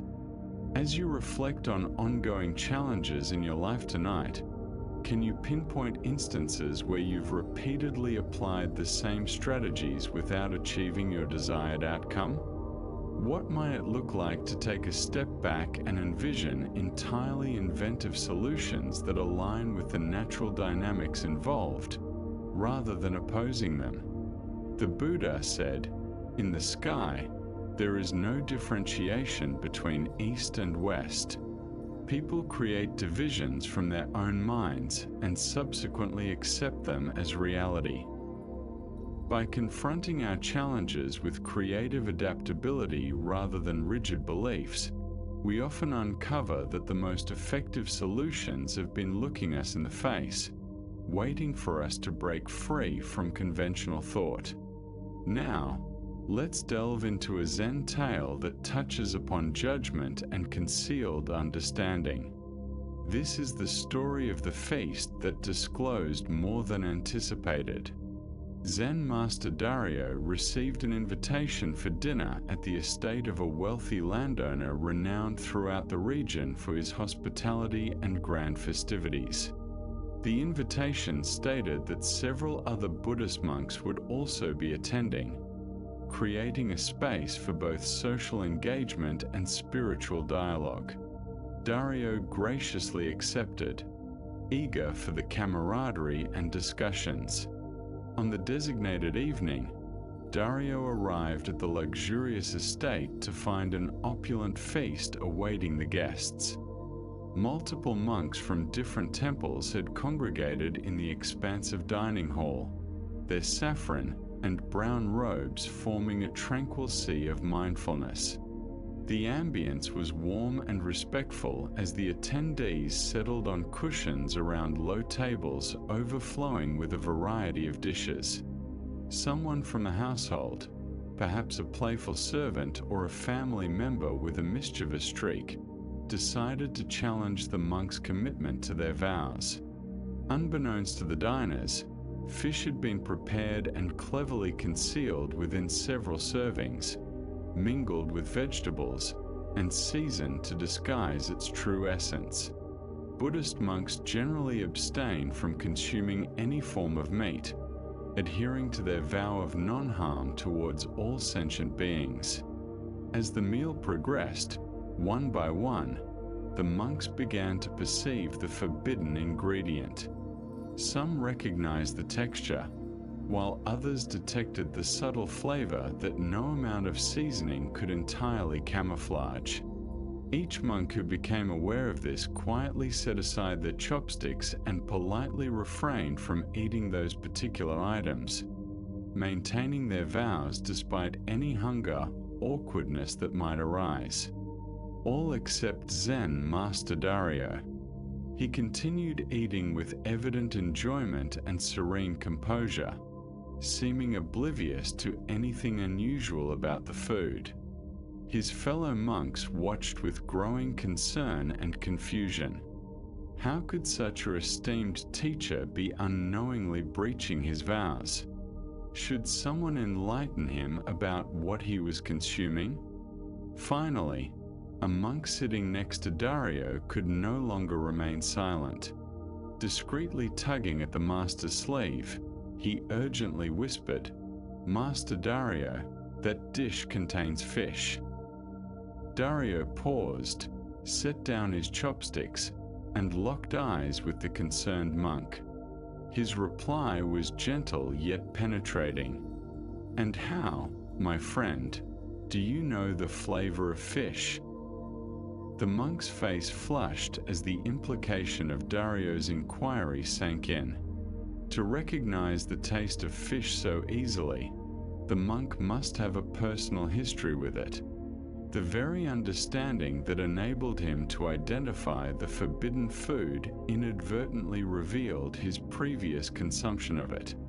A heavy silence enveloped the diners as they absorbed this exchange. The master's words lingered in the air like incense, spreading wisdom beyond the immediate dialogue, touching everyone within earshot. Buddha addressed this notion when he said, "Do not accept anything simply because you have heard it. However, once something resonates with reason and contributes to the good and benefit of all, then embrace it and live by it." The essence of this lesson lies in how swiftly we leap to judge others while remaining oblivious to our own contradictions. The inside of judgment, a tale of compassion and humility. Why is it that we tend to spot the shortcomings of others while turning a blind eye to our own? Zen Buddhism suggests that such judgment is a psychological shield, enabling us to avoid the difficult task of self-examination. By fixating on the failures of those around us, we create a facade of superiority and evade the hard work of genuine self-reflection. The monk who highlighted the fish believed he was assisting his teacher in upholding moral integrity. However, Dario's reaction showcased a deeper lesson about knowledge and experience. The ability to identify behaviors in others often stems from our own familiarity with those very behaviors. Think about the countless times you've encountered someone's actions and felt the urge to criticize. The driver who cuts in front of you, the coworker who claims credit for another's efforts, or the friend who continuously interrupts. What if, instead of immediately judging, you pause to consider, what gives me the ability to recognize this behavior so effortlessly? This reflection is not intended to induce paralyzing self-doubt or to sidestep moral evaluation. It's about adopting a viewpoint that acknowledges our shared humanity. As noted by Zen teacher Suzuki Roshi, every one of you is perfect as you are, although there's always room for improvement. This principle applies to both ourselves and those we might be inclined to critique. Dario's calm acceptance of the fish could have stemmed from a variety of reasons. He might have wanted to spare his hosts from embarrassment. Perhaps he realized that intention holds more significance than the act itself. It's also possible that he was illustrating the idea that true spiritual freedom at times requires transcending even established religious norms when compassion demands it. Or he could have been implicitly teaching that pointing fingers at others often speaks more about the one judging than the one being judged.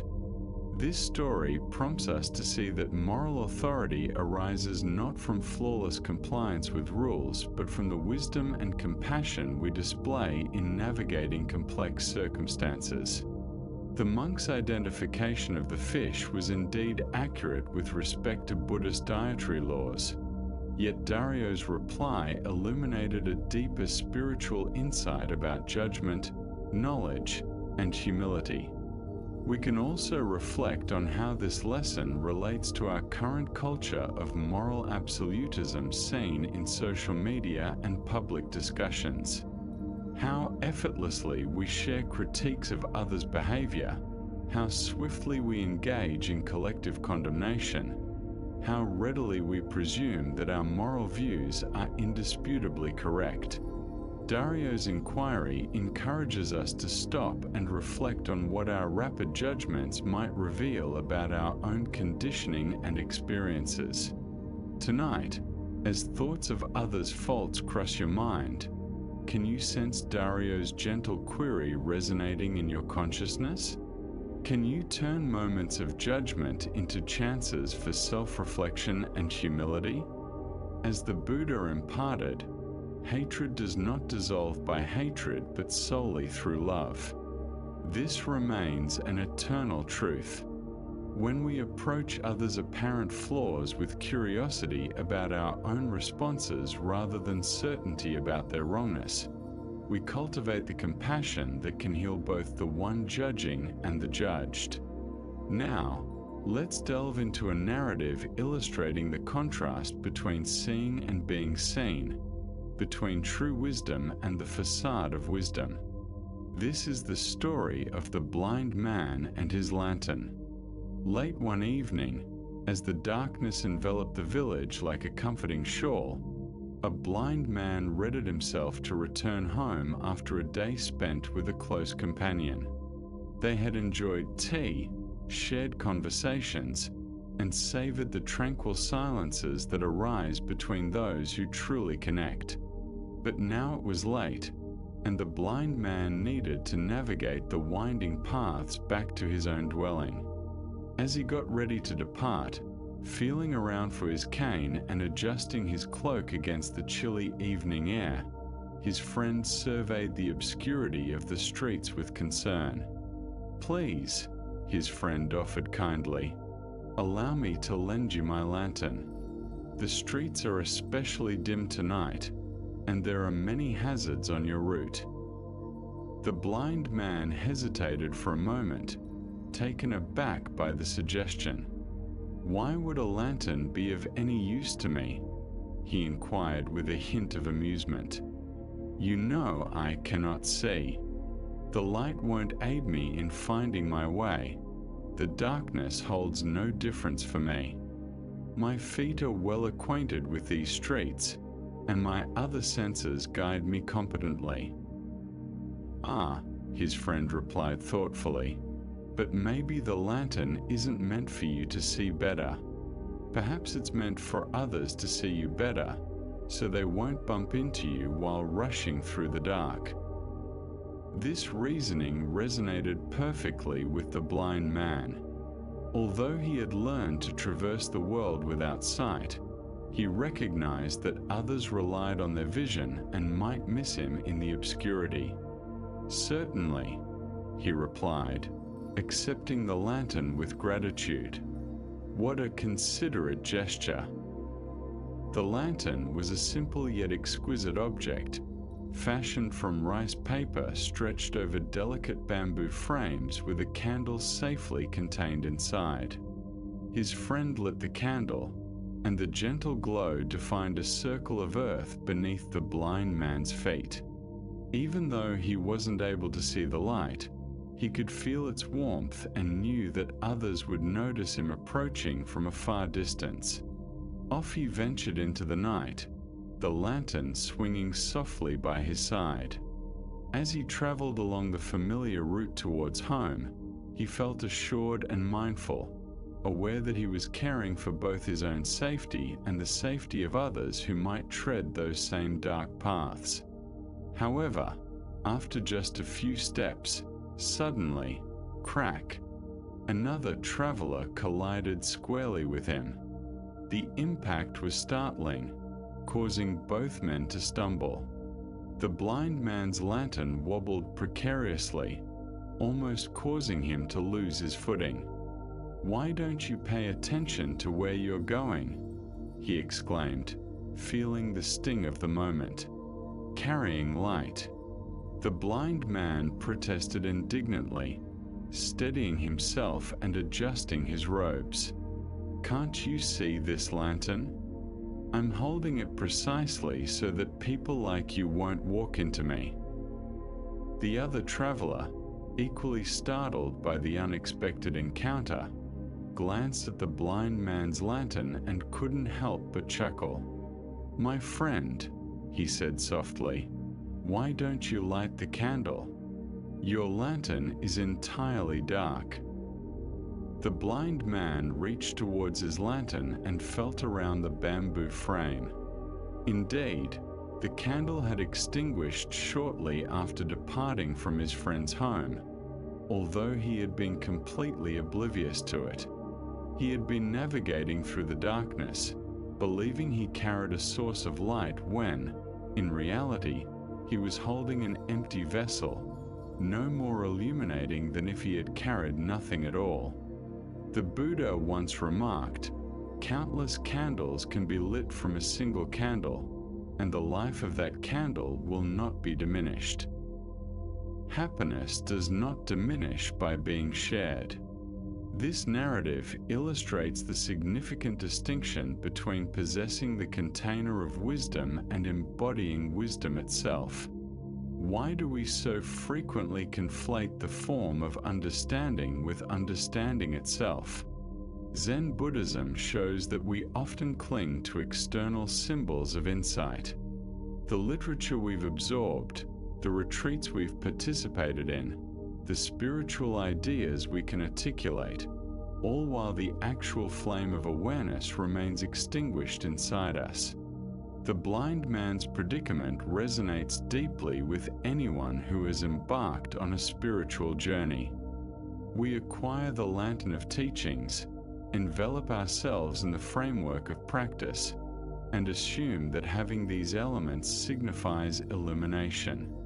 But unless the candle of direct experience is actively burning, we remain engulfed in darkness while believing we bear light. Reflect on your spiritual or philosophical comprehension. How much of what you think you know is genuinely lived wisdom? And how much is merely theoretical knowledge you carry around like an unlit lantern? The distinction becomes evident only when we face the unavoidable collisions of real life, those moments when circumstances challenge our understanding. In Zen practice, we distinguish between knowing about something and knowing it directly. You can research every written description of an apple's taste, yet until you actually take a bite, your knowledge remains indirect. Similarly, we can amass extensive knowledge on peace, compassion, or wisdom without ever truly embodying these qualities. The blind man had sincere intentions. He genuinely wished to help others see him and avoid mishaps. However, his good intentions couldn't replace the actual function of a lit candle. This is the challenge inherent in all spiritual practice, not merely desiring to be wise or appearing wise, but authentically cultivating the direct experience that makes wisdom tangible. Zen Master Dogen articulated, "To study the Buddha way is to study the self. To study the self is to forget the self." The lantern signifies our self-image as someone wise, spiritual, or enlightened. As long as we are primarily focused on upholding this identity, the genuine candle of true insight remains unlit. The traveler who accidentally bumped into the blind man wasn't being unkind in his observation. At times, we need others to help us recognize that our candle has gone out, that we've been coasting on outdated understanding without nurturing the flame of present moment awareness. Examine your own experiences closely. When do you realize you're carrying an unlit lantern? Perhaps it occurs when you give advice you haven't fully integrated into your life, when you speak of peace while feeling turmoil within, or when you present yourself as having grasped something you're still struggling to comprehend. These aren't moral failings. They simply indicate it's time to reignite the candle. The beauty of this lesson is that recognizing our lantern's darkness doesn't mark the conclusion of the story. It signifies a new beginning. The moment we recognize we've been wandering in darkness while believing we carried light, we can halt, seek a source of flame, and genuinely illuminate our path. The lantern itself isn't useless.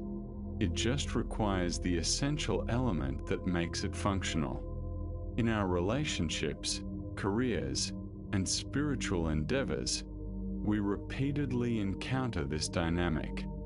We cultivate outer forms of expertise, acquire the language, the qualifications, the appearances of mastery, yet sometimes lose connection with the living essence that initially fueled us. The marriage counselor facing their own relationship challenges, the teacher who has ceased their learning, the spiritual practitioner who has grown rigid in their approach, all are carrying unlit lanterns. The Buddha taught, "Better than 1,000 hollow words is one word that brings peace."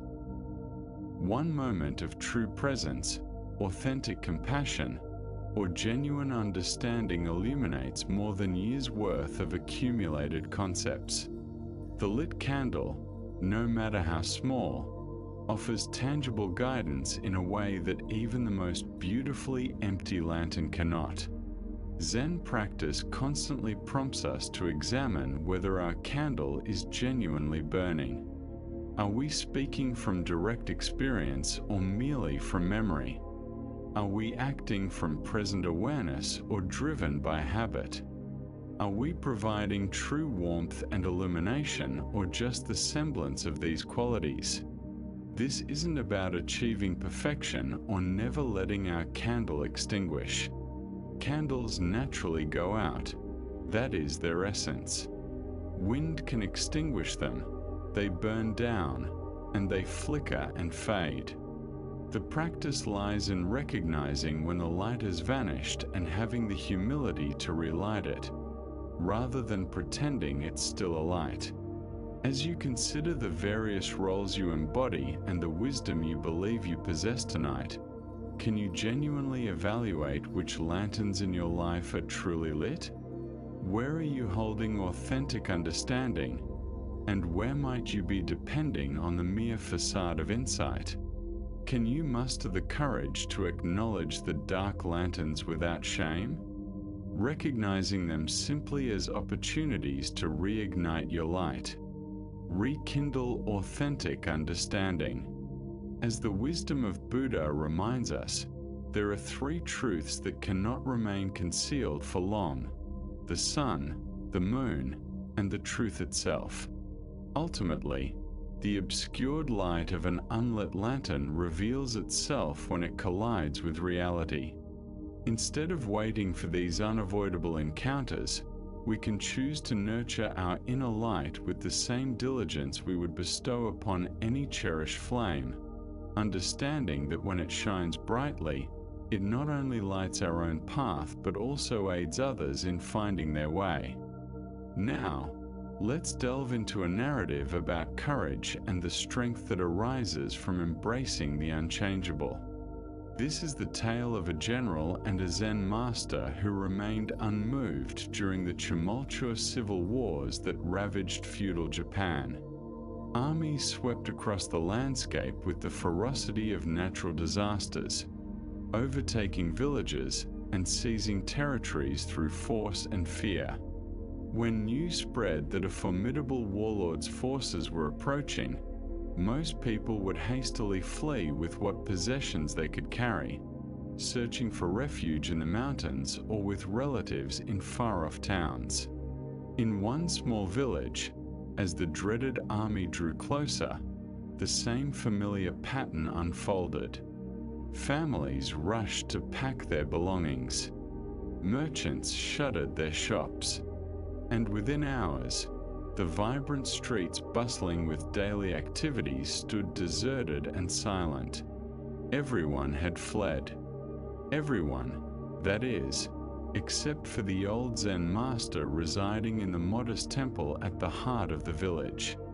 When the conquering army arrived to find the village deserted, the general was perplexed to see smoke still rising from the chimney of the temple. Intrigued by who might possess the audacity, or perhaps the foolishness, to remain behind while everyone else had fled, he resolved to investigate this phenomenon personally. The general approached the temple accompanied by several of his lieutenants, anticipating the sight of either a frail old man too feeble to escape or someone who had simply failed to leave in time. Instead, he discovered the Zen master calmly tending to his garden, nurturing his plants as if nothing extraordinary was occurring around him. The general was accustomed to fear and submission wherever his army marched. Village leaders would bow deeply before him, begging for mercy and offering tribute in hopes of avoiding devastation. Ordinary citizens would shrink away and flee at the mere sight of his troops. The old man's serene indifference to his presence was both perplexing and infuriating. As the general's anger simmered, he felt his face darken. He expected deference and submission, and this tranquility seemed to disregard the severity of the situation and disrespect the power he wielded. "You idiot!" the general bellowed, his voice echoing throughout the empty courtyard as he reached for his sword. His ornate armor glimmered ominously in the afternoon sun, and he gripped his weapon with practiced confidence. "Don't you realize that you stand before a man who could take your life without a second thought?" The threat that had instilled fear in countless others failed to rattle the master. He continued tending to a delicate flowering bush, his hand steady and his expression calm. When he finally turned his gaze toward the general, it was with the same serene attention he had reserved for any ordinary visitor to his garden. "And are you aware," the master replied with unwavering composure, "that you are standing before a man who can be taken down without flinching?" The general was left speechless, his sword half drawn, his rage abruptly transformed into something resembling reverence. In all his years of battle and conquest, he had witnessed many forms of bravery: the desperate valor of cornered fighters, the indignation of subdued foes, the reckless courage of young soldiers. Yet, he had never encountered anything like this: absolute acceptance devoid of fear, sheer tranquility in the shadow of death. The master's reply illuminated a truth the general had never considered: that there can exist a force far superior to the ability to kill, which is the complete absence of fear regarding death. Here was an individual who had embraced the temporary nature of existence so thoroughly that even the threat of imminent demise held no sway over him. Gradually, the general returned his sword to its sheath. Without uttering another word, he turned and departed from the temple, allowing the master to continue his gardening in serenity. The village remained unscathed by the war, not as a result of any military maneuver or negotiated safeguard, but due to the unwavering fearlessness of one man. As Buddha imparted, all conditioned things are transient. Strive on with diligence. Here we uncover the profound strength that emerges when we fully embrace this essential truth rather than evading it our entire lives. What makes the complete acceptance of mortality evoke such presence and authority? Zen Buddhism reveals that the majority of our fears stem not from external dangers, but from our fervent clinging to what is inherently fleeting. When that attachment evaporates, the threats themselves lose their capacity to disrupt our inner peace. The general's power was derived from others' fear of death and loss. However, a person who has wholeheartedly embraced the transitory nature of existence cannot be threatened by that which he has willingly relinquished. The master's fearlessness was not an act of bravado or apathy, but rather the natural outcome of fully grasping impermanence to the point that even his own death sparked no dread. Reflect on your own interactions with threats and intimidation in everyday life. How much of your anxiety arises from the desire to maintain your current situations, uphold your reputation, or safeguard your physical comfort? The Master's words offer insight that true invulnerability is not achieved by being unassailable, but by possessing nothing that can be stripped away. This does not infer being passive or inviting harm. The Master did not court death or advocate for violence. Rather, Embracing mortality, a Zen reflection. His complete acceptance of the inevitability of death liberated him from the crippling dread that governs most individuals when confronted with real danger. The Buddha once remarked, "A single word that brings peace is worth more than 1,000 empty words." The Master's singular reply held greater strength than any threat because it emerged from a state of absolute acceptance rather than from fear or resistance. As you reflect on the various pressures and dangers you encounter tonight, can you recall the Master's profound answer to the General Sword? Can you locate the space where the acceptance of impermanence fosters an unshakable presence that cannot be intimidated? Buddha's teachings remind us that the core secret of existence lies in fearlessness. Genuine freedom arises not from steering clear of peril, but from the deep understanding that we cannot ultimately be harmed, rendering external threats ineffectual at disturbing our inner peace. Let us now delve into a Zen tale that illustrates the traps we create through our own clinging. This lesson has been passed down through the ancient wisdom of those who observed both human behavior and the natural world with clarity. In the tropical jungles of Southeast Asia, where coconut trees dance with the ocean breeze and monkeys chatter among the lush greenery, local hunters devised a clever method for capturing these nimble animals. This technique required no force, swiftness, or superior strength. Instead, it relied on an understanding of a crucial aspect of the monkey's nature that would ultimately lead to its downfall. The hunters would select a coconut and meticulously hollow out its center through a small opening, leaving just enough space to create their trap. Into this hollow chamber, they would place a handful of sweet rice, its aroma irresistible to any starving monkey. The opening was designed with precision, large enough for a monkey's open hand to slip inside, but too small for a clenched fist to pull out. When a curious monkey stumbled upon this peculiar coconut affixed to a tree, it would investigate by reaching inside for the rice.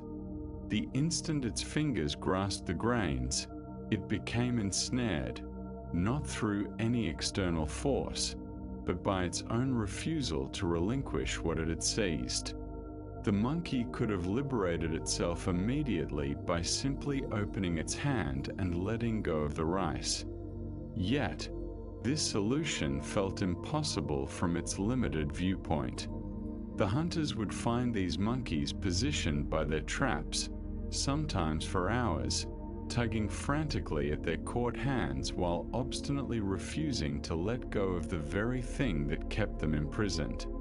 The rice, which had once promised sustenance, transformed into the origin of their confinement. Their natural intelligence, so easily apparent in different circumstances, seemed to abandon them when faced with the simple choice between letting go and holding on. What rendered this trap effective was not its physical construction, but its psychological design.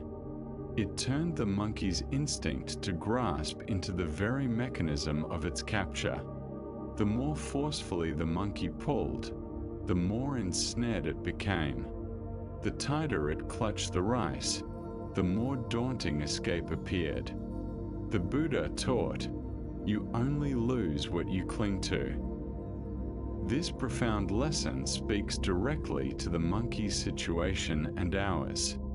The story highlights how our attachments, no matter how seemingly insignificant or justified, can morph into the very prisons that confine our liberty. Why do we cling so tightly to things that ultimately hinder our journey through life? Buddhist psychology identifies this tendency as the root of much human suffering. Our minds, akin to the monkey's instincts, are conditioned to grasp what seems beneficial and hold on regardless of the repercussions. We close our mental fists around possessions, relationships, identities, opinions, and even spiritual experiences, convinced that our security is contingent upon our grip strength. This clinging manifests across every aspect of human existence. We cling to versions of ourselves from the past that no longer foster our growth. We hold resentments that tarnish our present joy. We grasp at relationships beyond their natural expiration. We clutch achievements and belongings as if they could offer enduring security. We even cling to our spiritual insights so tightly that they obstruct further awakening. The coconut trap illustrates how what we perceive as nourishment can become our confinement. The rice stands for all those items we convince ourselves we cannot live without. Perhaps it is a particular lifestyle, a specific role or identity, a certain level of comfort, or even an expectation of how our spiritual journey should unfold. Like the monkey, we frequently fail to realize that our freedom lies in simply relaxing our grip. Master Hungpa wisely stated, "Nothing is gained by addition. Nothing is lost by subtraction." This reveals the liberating truth that our essential nature cannot be enhanced by amassing possessions, nor diminished by relinquishing them. The monkey's true essence is not improved by the possession of rice. Yet, its conditioning makes release feel like a loss rather than a relief. Reflect on the coconut traps within your own existence. What are you holding so tightly that it impedes your ability to move freely? Perhaps it is a job that no longer sparks joy but provides a familiar sense of security. Maybe it's a grievance that feels justified but burdens your heart. It could be a self-image that once served you but now restricts your growth. The practice of letting go does not imply becoming passive or indifferent. It means holding our preferences lightly, like water cupped in open palms rather than ice gripped in closed fists. When we relinquish our desperate hold on outcomes, we often find that what we genuinely need flows toward us with greater ease. Zen teacher Alan Watts remarked that we suffer most when we confuse our maps for the territory, our concepts about life with life itself. The monkey cannot consume the concept of rice, yet it sacrifices its freedom for the illusion of possession. Letting go of tomorrow. We often trade our tranquility for fleeting thoughts that are more fanciful than factual. As you take a moment tonight to reflect on what your mind insists you can't release, consider trying to gently unclench your fist. You may discover that letting go doesn't equate to losing what is significant. It can be a journey to understanding the essence of freedom.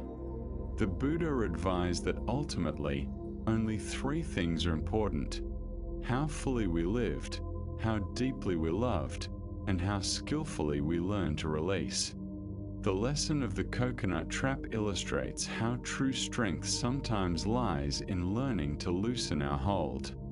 Our next narrative unveils the importance of returning to reality when fear threatens to engulf us. This is the story of a captured warrior. In ancient Japan, amidst continual conflicts between warring clans, a formidable warrior found himself on the losing side of a brutal confrontation. With his comrades falling around him and defeat looming, he was taken prisoner by enemy forces and dragged away from the battlefield, stripped of his armor and disarmed. That night, they imprisoned him in a dim, cramped cell, its stone walls appearing to constrict him further. The heavy wooden door clanged shut, reverberating with a finality that resonated within his very bones.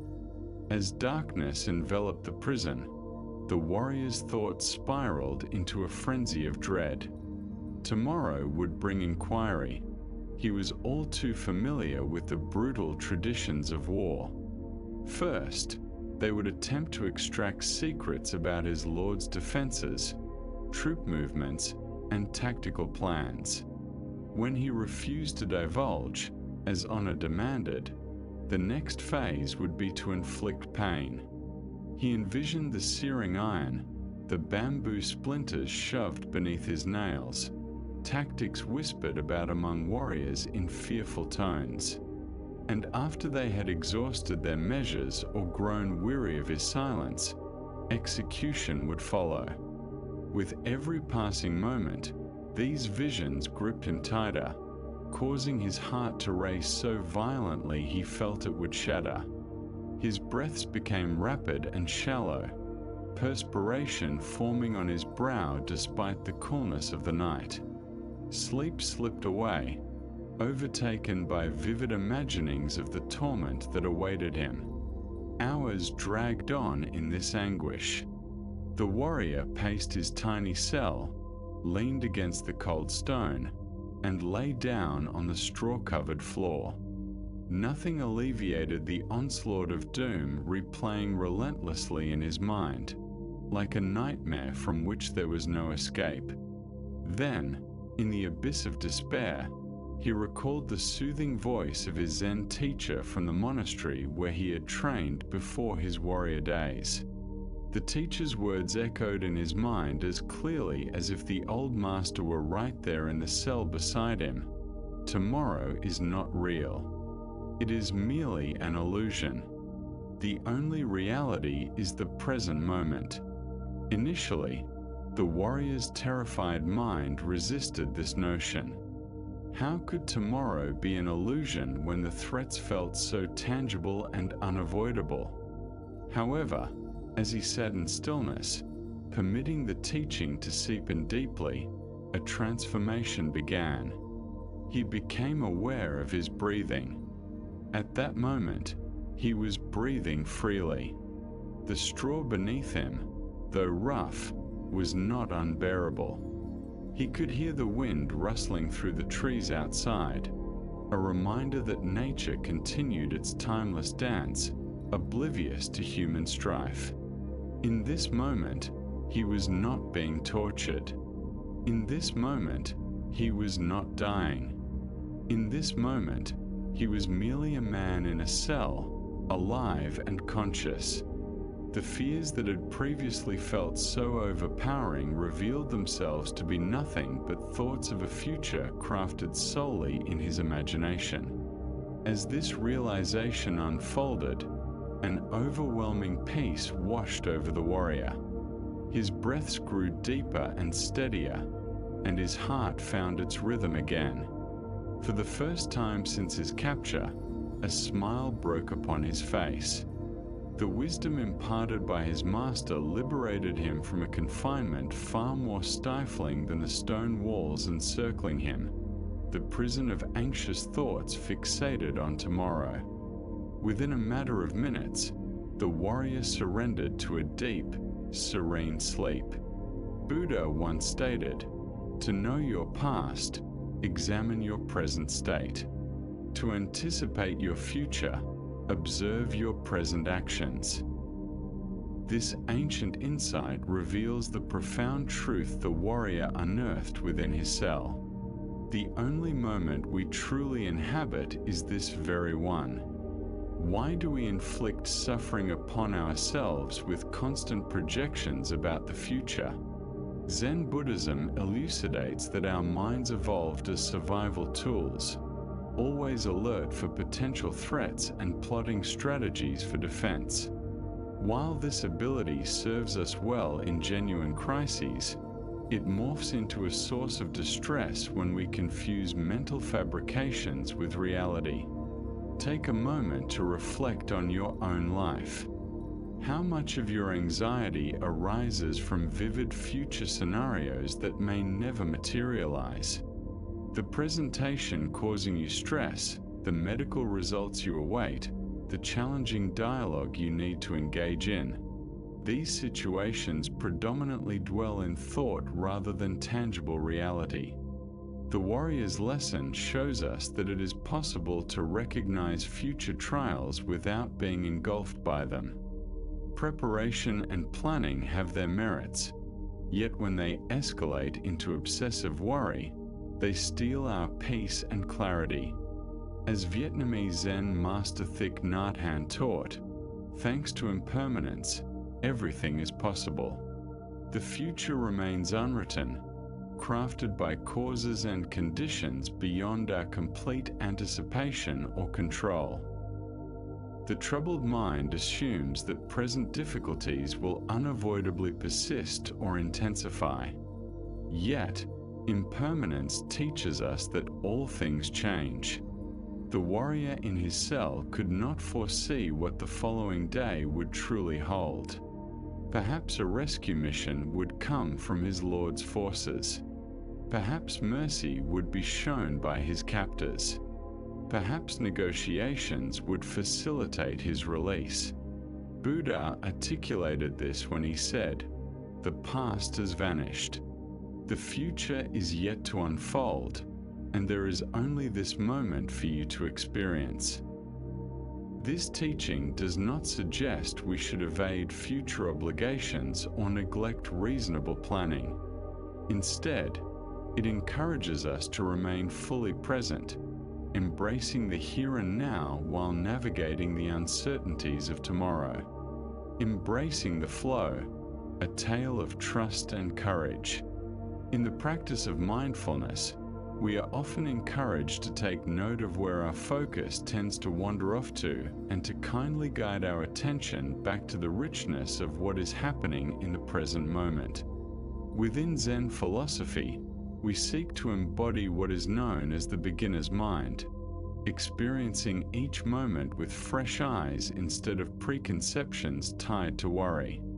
When we genuinely inhabit the now, we frequently find that it harbors avenues towards tranquility and clarity that anxious preoccupations fail to uncover. Reflect on how the warrior's adjustment in focus altered his whole perspective, remaining in the same confines yet facing the same unpredictable future. Yet by recurring to the awareness of the present, anguish was transformed into serenity. This metamorphosis is accessible to us in every instance of anxiety or fear. As you notice your thoughts weaving narratives about challenges ahead, think of the captured warrior and the pearls of wisdom from his mentor. What is truly unfolding at this moment? What straightforward experiences, like your breath, your seated posture, or the surrounding air temperature, can serve to ground you in reality instead of in your imagination? The teachings of the Buddha resonate. Avoid dwelling in the past, shun dreaming of the future, and focus your mind on the present. Within this wisdom lies the key to unlocking both the warrior's confinement and our own. Let's now delve into a story highlighting the bravery to trust in the currents of life. This is the story of the Crystal River. In the depths of a resplendent crystal river, where water shimmered as clearly as mountain air, existed a whole community of small beings. The current flowed above them softly, like a gentle breath, carrying insights from numerous springs and far-off seas. All creatures, regardless of age or wealth, made their home on the sandy riverbed, each one clinging tightly to stones, branches, and roots. For countless generations, this act of holding on had been their survival method. From the moment of their birth, every creature was taught to grasp river stones and driftwood. "Hold on tight," the elders warned, "for the current is treacherous and can whisk you away to unknown realms. Safety lies in remaining exactly where you are." But one tiny being grew tired of this endless clinging. He spent day after day observing the flowing current above, witnessing how it moved with purpose and elegance. While his companions lamented the struggle it took to maintain their grip, he pondered what it might feel like to trust in the river's flow. "I'm weary of clinging," he declared one bright morning. "Even though I cannot foresee where it leads, I trust that the current knows its path. I will release and let it carry me wherever it chooses, for I fear that by continuing to hold on, I will die of monotony long before I truly begin to live." The other creatures gasped in disbelief. "You fool," they yelled. "Letting go will send you tumbling mercilessly over the rocks below. You'll be battered and broken, perishing far quicker than any boredom could take you." Nevertheless, the small creature stood firm in his resolve. Taking one last look at his fellow beings, he relinquished his hold on the familiar stone. In that instant, the current swept him away, and, just as the others had warned, he was tossed and turned across the stony floor. His little body collided with rock after rock, each blow inflicting pain unlike anything he had known while safely grasping. Yet something astonishing began to unfold. As he chose to yield to the force of the current, resisting the urge to grasp onto new anchors despite the pain, the water gradually lifted him higher from the perilous bottom. The tumble ceased. The rocks could no longer reach him. He was now flowing with the current, no longer pushing against its course but harmonizing with its movement. As he floated downstream, creatures far away witnessed something unprecedented. Here was one of their kind, yet he seemed to glide through the water, embodying the graceful power of the current. "What a miracle!" they exclaimed. "A creature like us, yet he is soaring. Surely he is the Savior sent to rescue us all." The flowing creature heard their cries and felt sympathy for their misunderstanding. "I am no more a savior than any of you," he shouted back. "The river delights in lifting us all, if only we dare to let go. Our genuine task is not gripping the riverbed, but embracing this journey as an extraordinary adventure of trust and flow." Yet the creatures only called louder, "Savior! Savior!" Even as they uttered these words, they clung tighter to their rocks and roots. They watched until he vanished around a bend, then began to weave tales of the miraculous Savior who had briefly visited their village. The wisdom of the Buddha teaches that you only lose what you cling to. This age-old truth sheds light on the profound paradox at the core of the human experience. We spend our lives reaching for security and control, convinced that our safety lies in holding fast to what is known. Yet within this very grasping, we create the anguish we seek to evade. Why do we cling so fiercely when the current invites us toward unknown adventures? Zen Buddhism reveals that from an early age, we learn the known is safe while the unknown is perilous. This conditioning emerges as a spiritual hurdle when it hinders growth beyond our accustomed confines. Additionally, we suffer under the misconception of control, mistakenly believing that by holding on to circumstances, relationships, and identities, we can halt the unceasing flow of change. This creates immense tension, as it positions us in opposition to reality itself. Life is a relentless movement, and when we resist this fundamental truth, we deplete ourselves fighting against currents far stronger than our individual determination. Reflect on the aspects of your life where you find yourself clinging. Perhaps it's a relationship that has evolved beyond its original form, a vocation that no longer sparks joy, or a self-image that now stifles your growth. The current of change will flow, whether we brace ourselves against it or not. It's our choice to either wear ourselves out in futile resistance or to embrace the grace found in conscious surrender. The Buddha wisely stated, "Nothing is permanent except change." Water doesn't. Embracing the flow of life. Consider how a river flows gracefully down a steep mountainside, always seeking the easiest path to descend.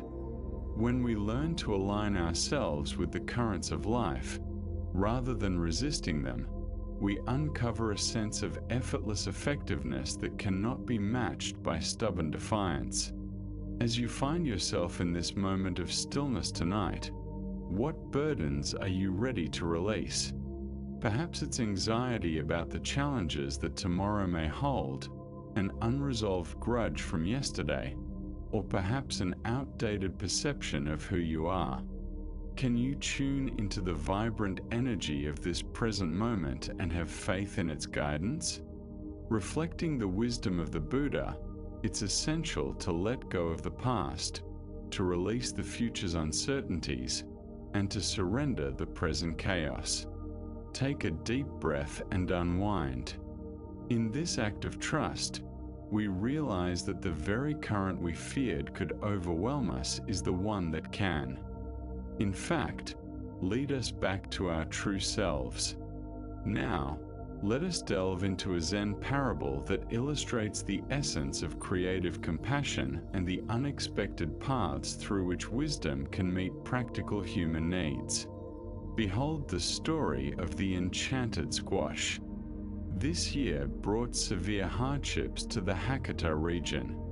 A cholera outbreak had spread like wildfire, instilling fear and confusion within communities about the contagion's transmission and preventive measures.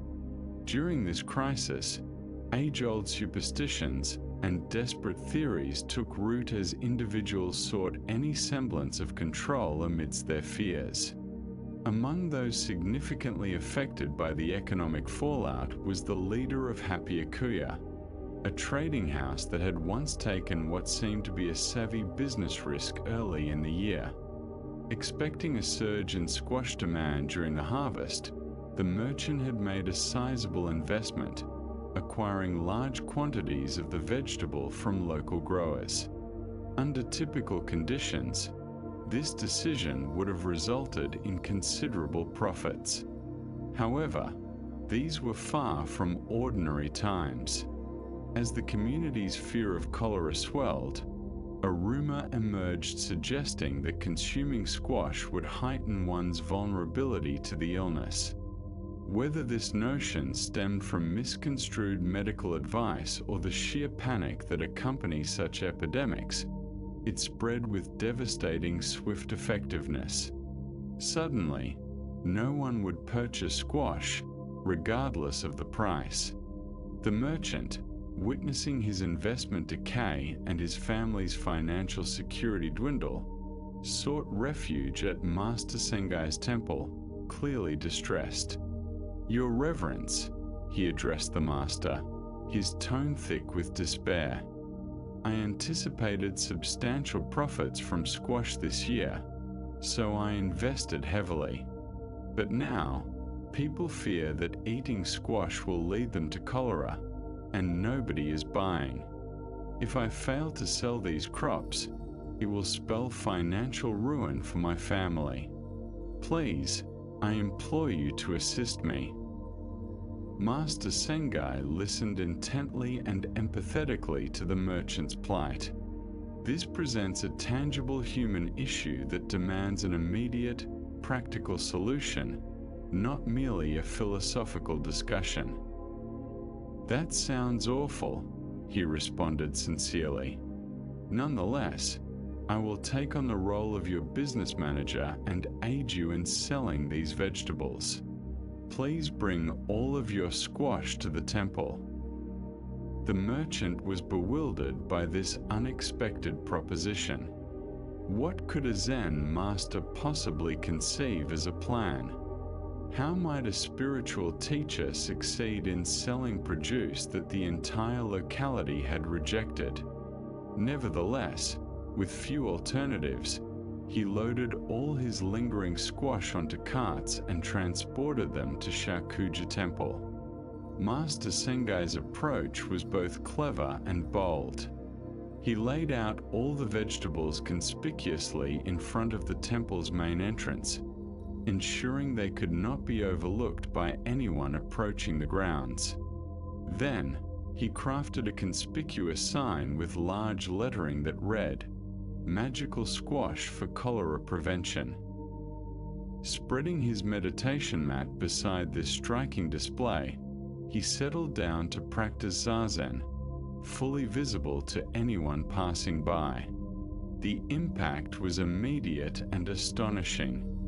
News of the master's magical squash spread throughout the area as rapidly as the initial fear of cholera.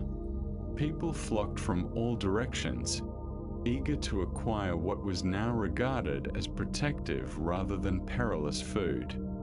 The sight of the esteemed Zen master meditating next to the squash lent an air of genuine spiritual authority to the entire venture.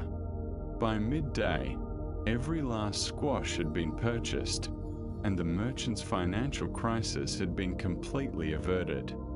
Happy Akuya not only evaded disaster but also profited more from this unusual marketing strategy than they would have through standard sales practices. Ancient Buddhist teachings convey that skillful means adapt truth to the immediate needs of the moment. This story reveals a crucial lesson about the innovative use of wisdom to address pressing human necessities. Even when this involves engaging with individuals' existing beliefs instead of trying to educate them out of their misunderstandings. This narrative uncovers profound insights about the nature of compassionate action. Master Sengai could have addressed the merchant's predicament by delivering discourse on the irrationality of superstitions, underscoring the significance of critical inquiry, or emphasizing the spiritual benefits of accepting financial losses with grace. Instead, he opted to engage creatively within the current situation to provide real relief from immediate distress. The master's willingness to adopt a role as a business manager reflects a comprehension of spiritual practice that transcends formal meditation and philosophical debate.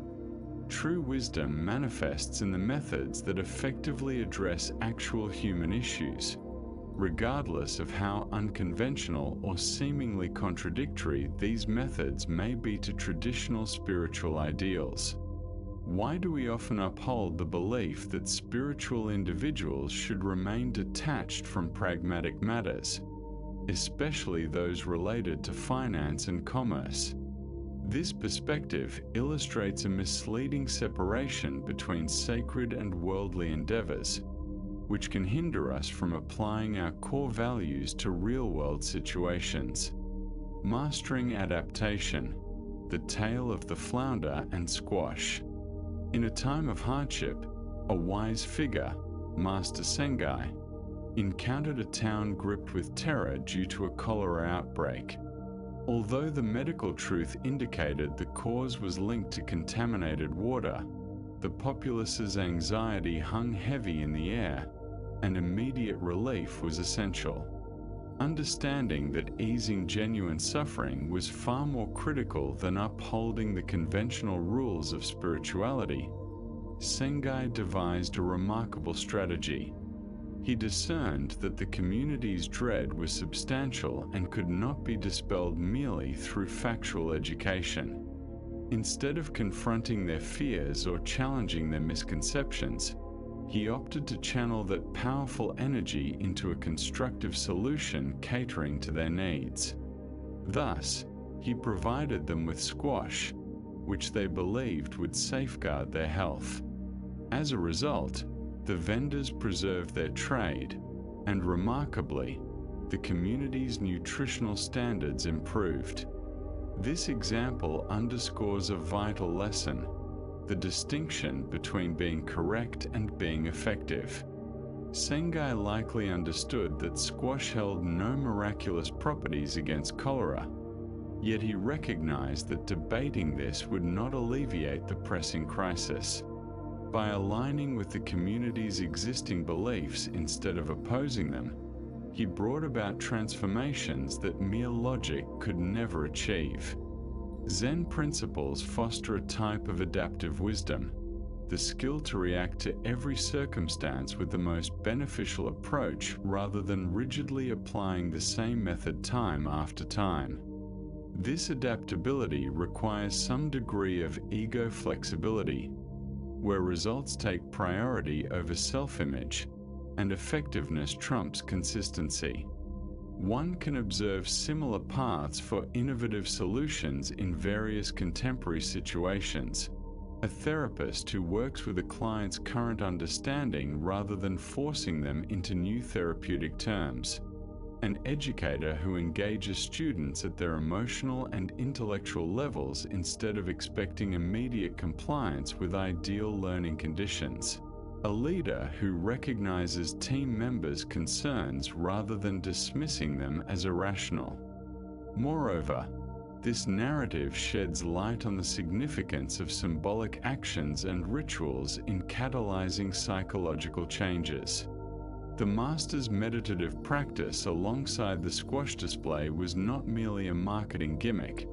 It represented a true spiritual endeavor that infused the entire scenario with sacred intention and genuine presence. Generally, we tend to compartmentalize spiritual practices from practical problem solving, assuming that wisdom should only address eternal aspects, neglecting present challenges.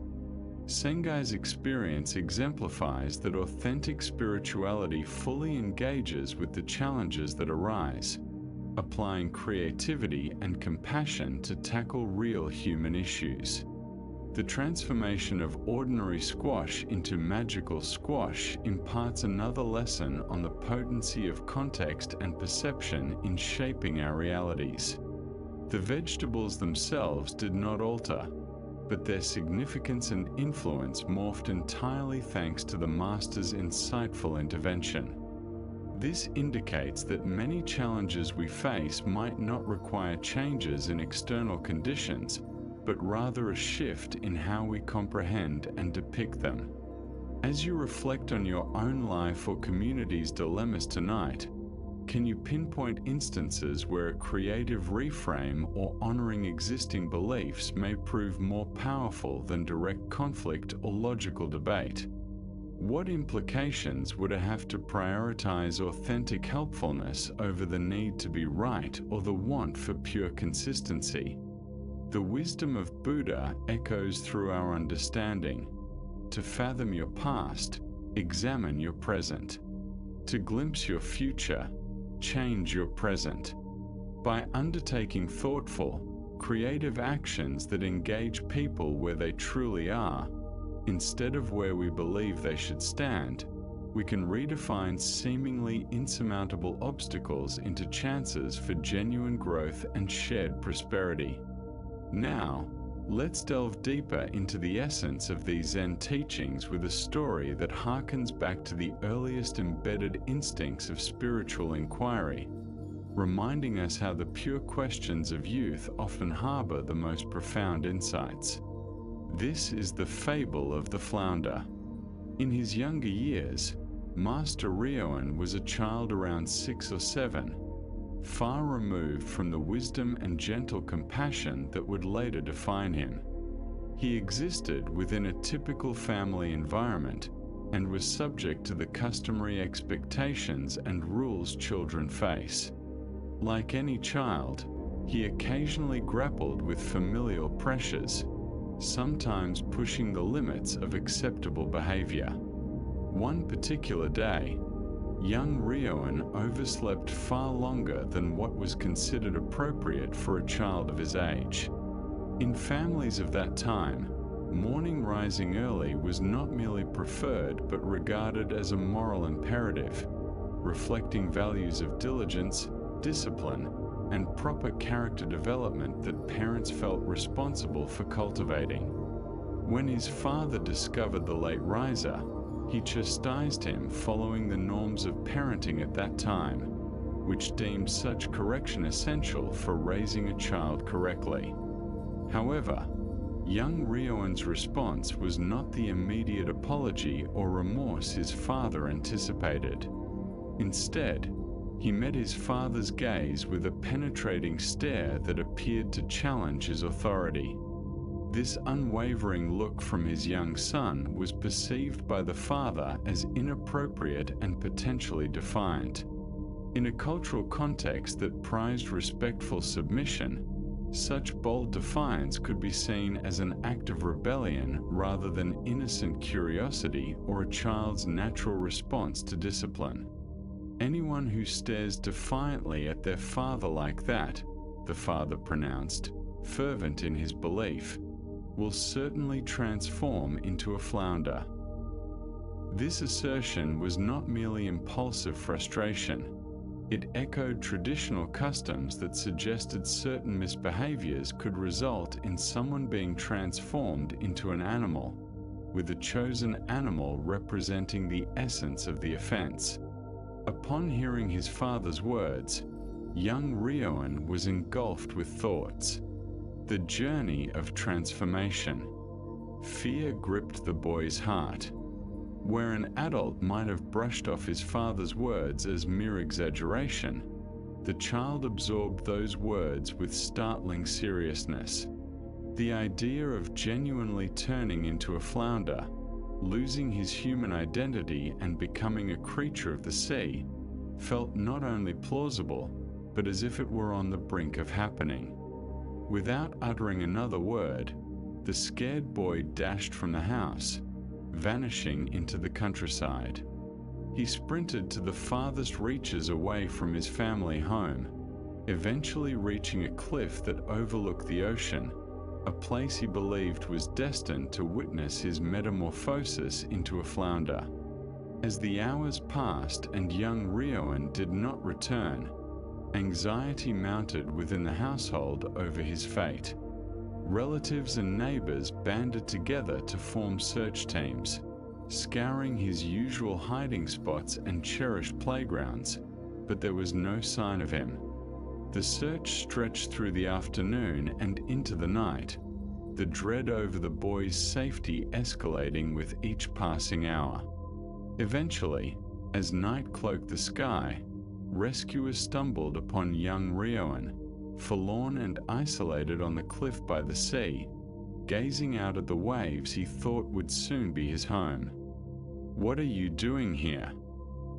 They called out as they discovered him in this isolated and perilous spot. "Everyone has been searching for you. Why did you run away?" Young Rioan's reply reflected the innocent literalness of a child's worldview alongside the profound anxiety that arises when one takes adult warnings about consequences too seriously.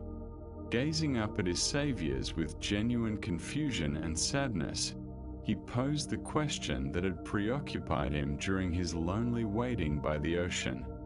"Haven't I turned into a flounder yet?" Ancient Buddhist wisdom observes, in a beginner's mind, there are infinite possibilities, but in an expert's mind, possibilities dwindle. The essence of this lesson highlights how the unfiltered perspectives of childhood can reveal significant truths about identity, transformation, and the strength of belief, truths that the sophistication of adulthood might obscure. This story illuminates a beautiful and profound aspect of how children genuinely confront existential queries that adults often sidestep with layers of intellectual sophistication and psychological barriers. Young Ryokan's literal understanding of his father's warning thrust him into a confrontation with essential inquiries relating to identity, consequence, transition, and the essence of the self, all of which lie at the core of spiritual exploration.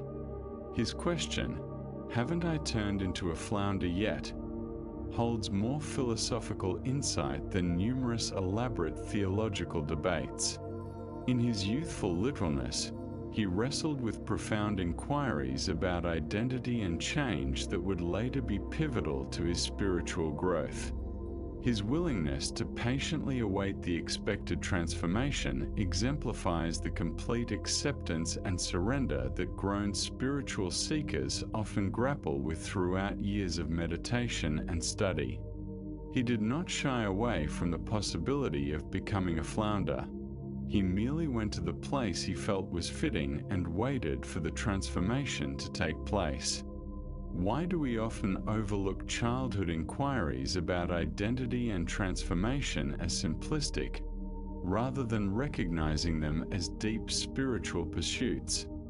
This inclination illustrates our adult inclination to cling to stable notions of selfhood which childhood curiosity invariably questions. We favor the comfort of a fixed identity over the openness necessary for true transformation. Young Ryokan's reaction to his father's declaration illustrates the dual nature of parental authority and the unforeseen effects that can stem from moral guidance expressed through dramatic metaphors instead of thoughtful explanations. What was intended as corrective guidance inadvertently became an existential dilemma, placing the boy face to face with fundamental questions about change and identity. This teaching reveals the deep receptivity and unwavering faith that exemplify childhood awareness before it becomes clouded by adult skepticism and emotional defenses. The boy's earnest belief in the prospect of transformation, while seemingly naive, truly showcases the openness to radical change that authentic spiritual growth necessitates. His watch by the ocean encapsulates something moving about the human capacity to confront expected consequences with courage rather than evasion. In contrast to adults, who may seek to rationalize away uncomfortable possibilities or distract themselves from harsh truths, young Ryoan traveled directly to where he believed his transformation would occur and waited with acceptance. This narrative also uncovers how our deepest spiritual revelations often spring from seriously engaging with questions and possibilities that conventional wisdom might deem impractical or inconsequential. The child's literal grasp of metaphorical expressions led him into earnest consideration of change and identity that many adults shy away from through complex interpretations. This dynamic can be seen across various realms where childlike simplicity brings to light truths that adult complexity tends to obscure. The innocent inquiries that pierce through convoluted explanations, the basic observations that unveil the arbitrary nature of social norms, and the inherent curiosity surrounding existence that hasn't yet been constrained by the confines of what is deemed logical to wonder about.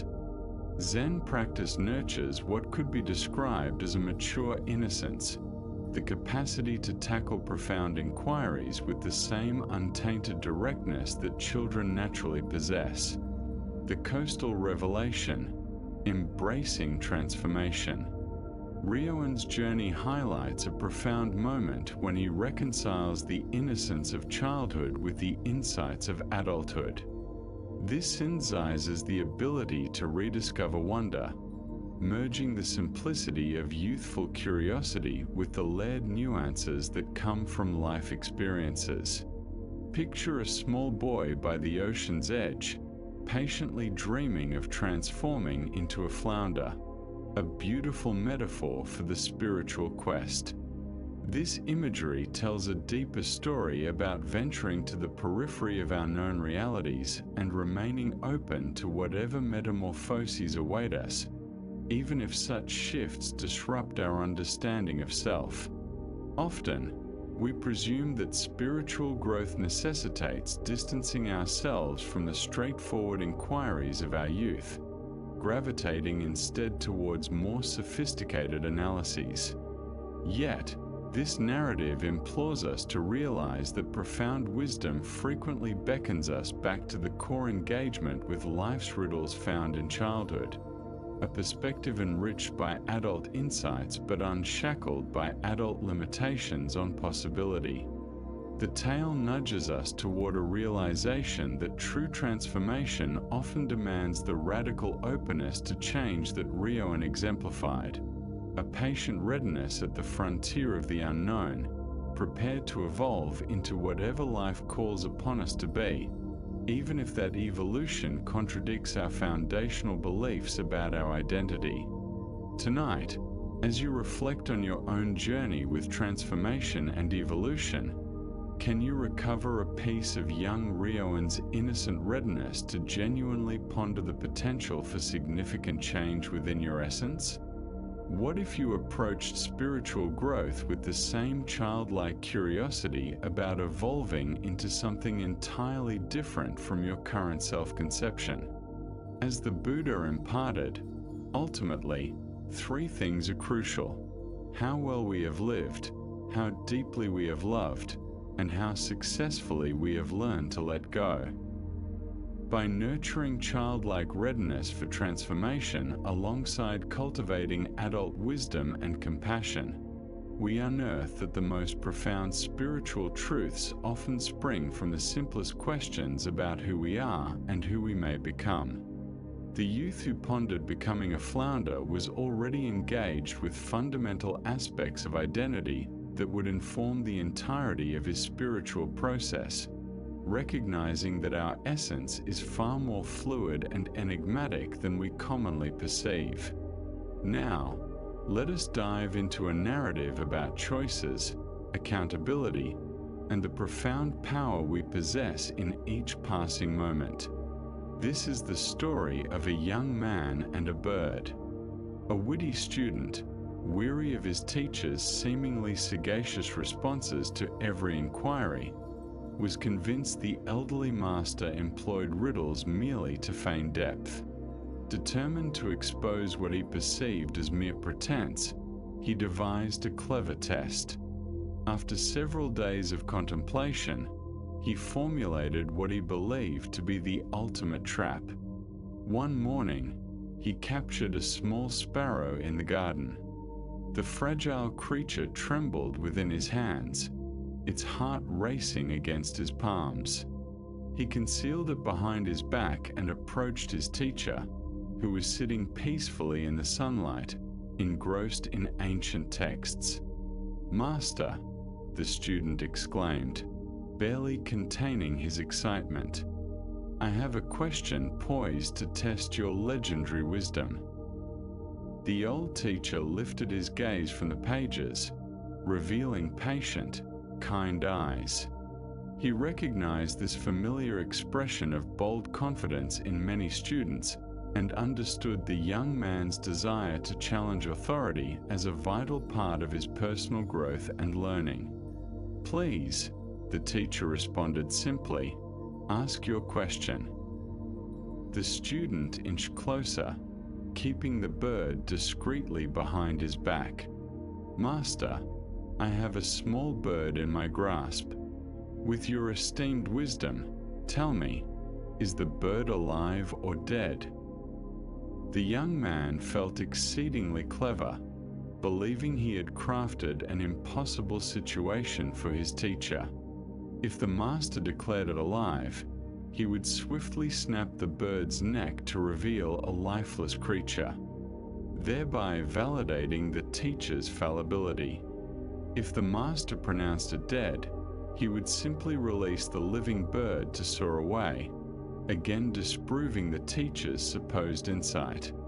Either way, the student was certain he would finally unveil the teacher's wisdom as mere lucky guesswork and philosophical jargon. He eagerly awaited the teacher's response, anticipating the moment he would outsmart the old sage. The teacher remained silent for what felt like an eternity, neither peering behind the student's back nor probing for more information. His gaze seemed to penetrate beyond the student, sensing a depth beneath the trick being attempted. Finally, a gentle smile illuminated the master's face, brimming with both compassion and understanding, as he spoke, "The answer, my young friend, lies in your hands." The student stood motionless, his mouth slightly agape. In those 3 simple words, his elaborate scheme had been completely unraveled. The teacher had not been ensnared by the false dilemma. Instead, he invited the student to consider something far more significant, the poignant truth that he himself wielded the power to dictate the outcome. Looking at his hands, still cupped behind his back, the young man felt the tiny bird's heartbeat thrumming against his palms. In an illuminating moment, he realized that the master's words were indeed correct. The bird's destiny had never hinged on the teacher's comments or supposed sagacity. It had always rested solely in the young man's control. More profoundly, he began to comprehend that this principle applied to much more than this singular instance.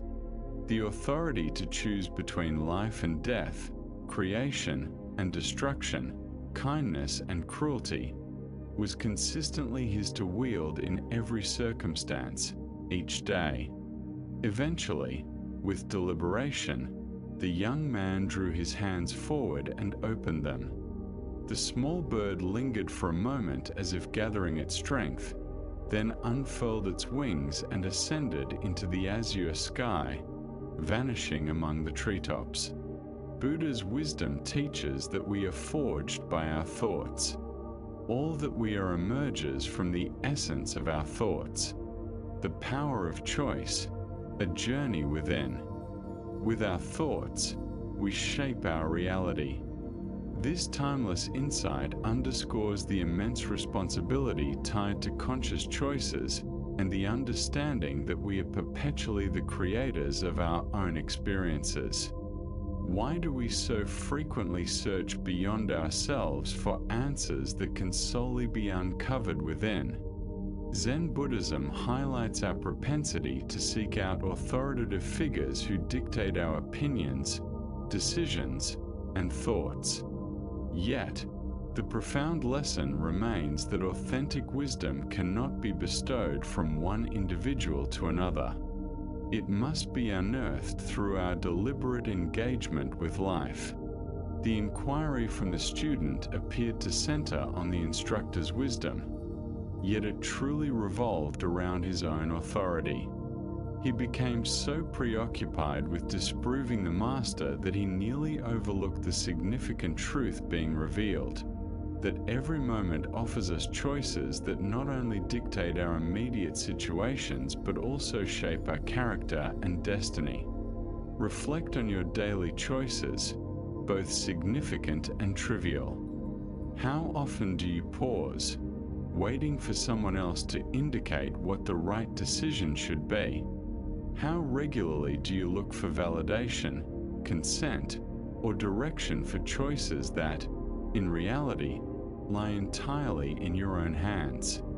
The young man's bird symbolizes the immense power we possess but often fail to acknowledge.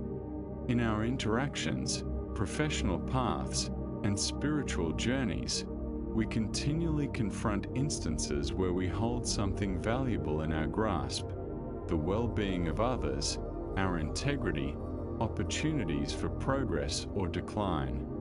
The results hinge not on outside factors or the wisdom of others, but on how we choose to wield the power at our disposal. The Master's reply unveils a crucial aspect of genuine teaching. Authentic educators don't provide answers. They direct us back to our innate ability to discern truth. They assist us in recognizing the choices we are currently making and the strength we already have, instead of fostering dependence on their authority. Zen instructor Charlotte Juko Beck once remarked, "We are perpetually in choice, even when we assume we aren't." The bird in the student's grasp signifies the countless instances in which we convince ourselves of our lack of options, power, or accountability. Yet awareness always entails choice, and choice invariably implies responsibility. Examine a current difficulty in your life. In what areas are you awaiting someone else to supply the solutions or guidance? How might things shift if you fully acknowledge that the ability to influence the outcome already lies within your control? This doesn't imply that you govern all external situations, but you always have the freedom to decide how to respond. The Buddha taught, "The mind is everything. You become what you think." Every thought, every intention, every action serves as the student's choice with the bird, an opportunity to create life or death, beauty or suffering, wisdom or ignorance. The answer resides perpetually in our hands. This evening, as you reflect on the various aspects of your life where you seek guidance or feel helpless, can you perceive the truth the Master was signaling? Can you feel the magnitude of the choices you bear each day? Not as a burden, but as the core dignity of conscious existence. As the Buddha pointed out, no one can rescue us except ourselves. No one might, and no one can. We must tread the path ourselves. The bird takes flight not due to the teacher's enlightenment, but because of the student's decision. By acknowledging our own power to choose life over death, compassion over cruelty, and truth over falsehood, we uncover that the response to every significant question has always resided within us. Let us now delve into a tale illustrating the paradoxical nature of spiritual perception and the limitations of conceptual comprehension. This is the essence of 3 knocks and deeper insight. Within the mountain monastery where the 6th patriarch Huineng imparted his teachings, students gathered from far and wide in China to learn from the Master, whose realizations were said to surpass all others of his era. Among these seekers was an astute young monk named Shenhui, recognized for his keen intellect and probing inquiries. Unlike many students who approached the patriarch with humble requests for basic teachings, Shenhui frequently challenged the Master with intricate philosophical questions. One afternoon, as the golden rays of sunlight filtered through the monastery windows and the serene sounds of monks engaged in their daily rituals filled the air, Shenhui found the 6th patriarch seated quietly in the main hall. The Master's posture was perfectly still, his breathing soft and rhythmic, his countenance calm yet vigilant, embodying meditation in motion. Spotting an opportunity to measure his understanding against the Master's level of insight, Shenhui approached with a question that had been brewing in his mind during his meditation sessions. The nature of perception in spiritual practice had become a significant source of fascination and perplexity for him. "Greetings, Master," Shenhui said, bowing respectfully while speaking with the self-assurance of someone who believed his question particularly profound. "When you meditate, do you see or not?" To Shenhui, this inquiry seemed entirely reasonable for exploring the dynamics of enlightened awareness. Did awakened consciousness involve distinct forms of seeing? Did meditation unveil mystical insights or elevated perceptions inaccessible to ordinary minds? Or did true realization transcend perception altogether, existing in a pure state beyond sensory experience? The response he received was entirely unexpected. Without preamble, the 6th patriarch seized his wooden teaching stick and struck Shenhui 3 times in quick succession, not lightly, but with sufficient force that the blow stung sharply, leaving the young monk both physically uncomfortable and mentally puzzled. "When I strike you," the patriarch inquired in the same calm tone one might use to remark about the weather, "does it hurt or not?" Shenhui rubbed his sore shoulders, his mind racing to comprehend what had just transpired. The question seemed straightforward, yet something. The duality of perception. Reflecting on the situation made him realize a simple answer might fall short. The physical sensation was palpable, yet the spiritual ramifications felt intricate. "It both does and does not hurt," he stated cautiously, sensing that the master was hinting at a paradox that transcended conventional reasoning. "I both see and do not see," responded the sixth patriarch, his words steeped in lived experience rather than abstract theorizing. But Shenhui's intellect was not pacified by paradox alone. He yearned to comprehend the mechanics behind this insight, to articulate and categorize the teaching in a way that his analytical mind could grasp. "How is it possible to both see and not see?" he pressed, genuine bewilderment coloring his tone. "That appears to be contradictory. Either you see during meditation, or you do not. How can both coexist?" The patriarch's reply came infused with the patience of one who had dedicated decades to guiding students beyond the confines of dualistic reasoning. "What I discern," he explained with soft clarity, "are the fluctuations and meanderings of my own mind. What I do not discern are the right and wrong, or good and bad, of others. This is my seeing and my not seeing." In that moment, the full depth of the teaching came into focus. The master was not referring to mystical revelations or extraordinary experiences, but was pointing to a profound shift in perception that accompanies true spiritual growth. Ancient wisdom in Buddhism conveys that the mind is everything. What you think, you become. This principle directly connects with the patriarch's lesson on the nature of enlightened seeing. Why do we find ourselves confused when spiritual teachings venture beyond ordinary logic? Zen Buddhism explains that our conceptual minds function through binary classifications: seeing or not seeing, pain or no pain, right or wrong. However, enlightened awareness does not eliminate such experiences. Rather, it alters our relationship with them. The deeper understanding unfolds the truth of authentic spiritual perception.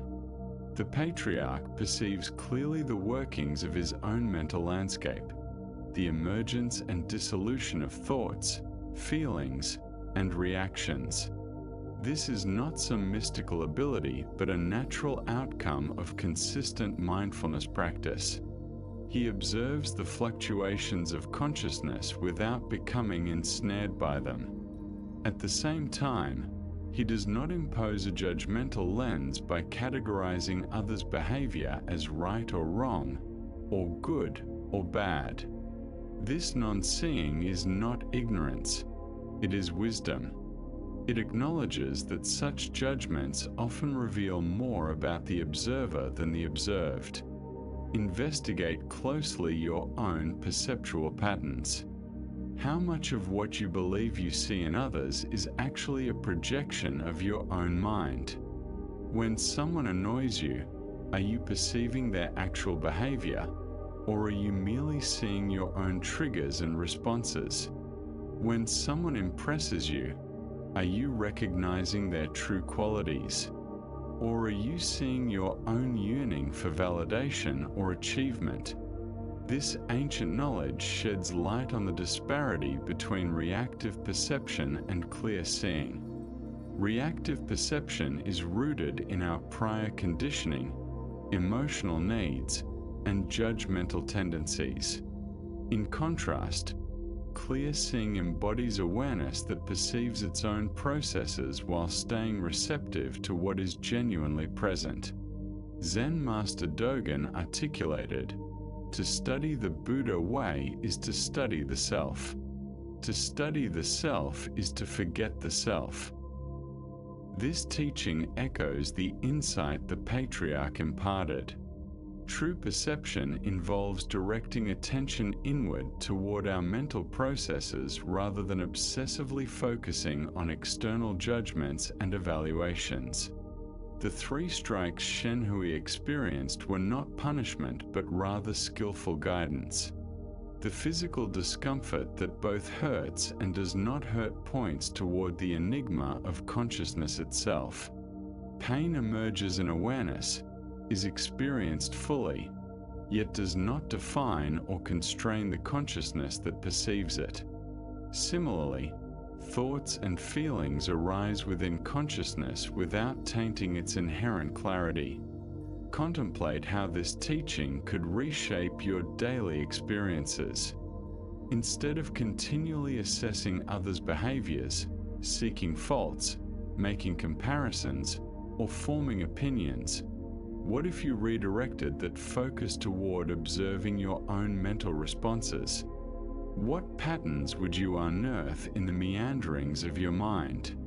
This doesn't imply we should become inert or forfeit our ability to discern. On the contrary, we cultivate the capacity to respond from clarity rather than reactiveness. When we recognize our judgmental tendencies clearly, we naturally become less ensnared by them. When we witness our mental projections, we are less likely to confuse them with objective reality. In Zen practice, we foster what is called mirror mind, where awareness reflects whatever arises without being tarnished or altered by it. This mirror perceives everything with clarity while preserving its essential emptiness and openness. Tonight, as you become aware of your mind labeling and judging the experiences of your day, can you recall the patriarch's teaching? Can you shift your attention to the observer rather than incessantly evaluating the observed? Can you discover the liberation that arises from witnessing your own mental activities without being bound by them? Buddha addressed this when he stated, "You yourself, as much as anyone else in the entire universe, deserve your love and affection." By learning to approach our mental patterns with kindness rather than critique, we cultivate the clarity necessary to regard others with equal compassion and understanding. Now, let's explore a tale that illustrates the delicate line between heaven and hell within our own hearts. This is the story of the samurai and the gates. In feudal Japan, a battle-hardened warrior named Nushigi sought guidance from the esteemed Zen master Hakuin. The samurai's armor was marred by the marks of numerous battles, and his gaze carried the burden of a man who had witnessed extensive brutality. Approaching the master's modest abode, he posed a question that had been consuming him since his last encounter on the battlefield.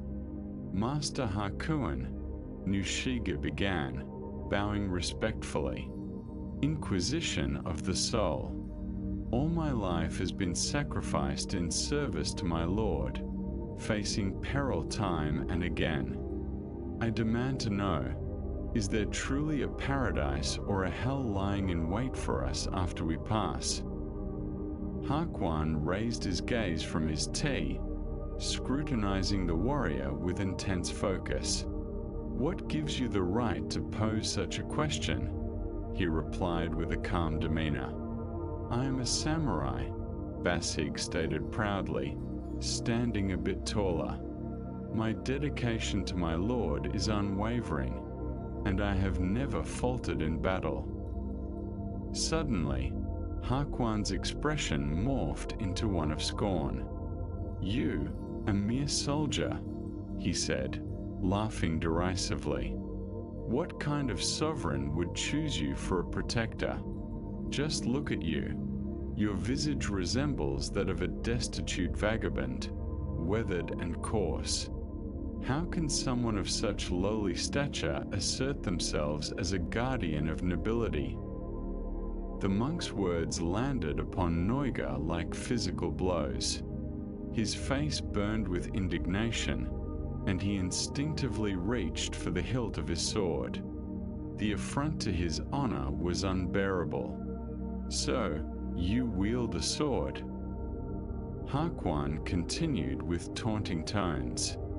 Your blade is likely too dull to sever my head. I wouldn't be surprised if you couldn't slice even a delicate rice paper screen, let alone protect anyone of value. Fueled by righteous anger, Noiga unsheathed his sword, the steel responding with a sharp cry as it left its scabbard. His entire being quaked with fury, and his vision locked onto this insolent monk who dared to challenge his honor. At that moment, as the blade glimmered in the afternoon sunlight, Hakuan spoke with an unexpected serenity. Here, open the gates of hell. The words struck through Nebosa's fury like an arrow hitting its mark. In that instant, he found himself entirely consumed by anger, poised to kill over damaged pride. It dawned on him that hell was not some faraway place, but rather the very state he was embodying in that moment.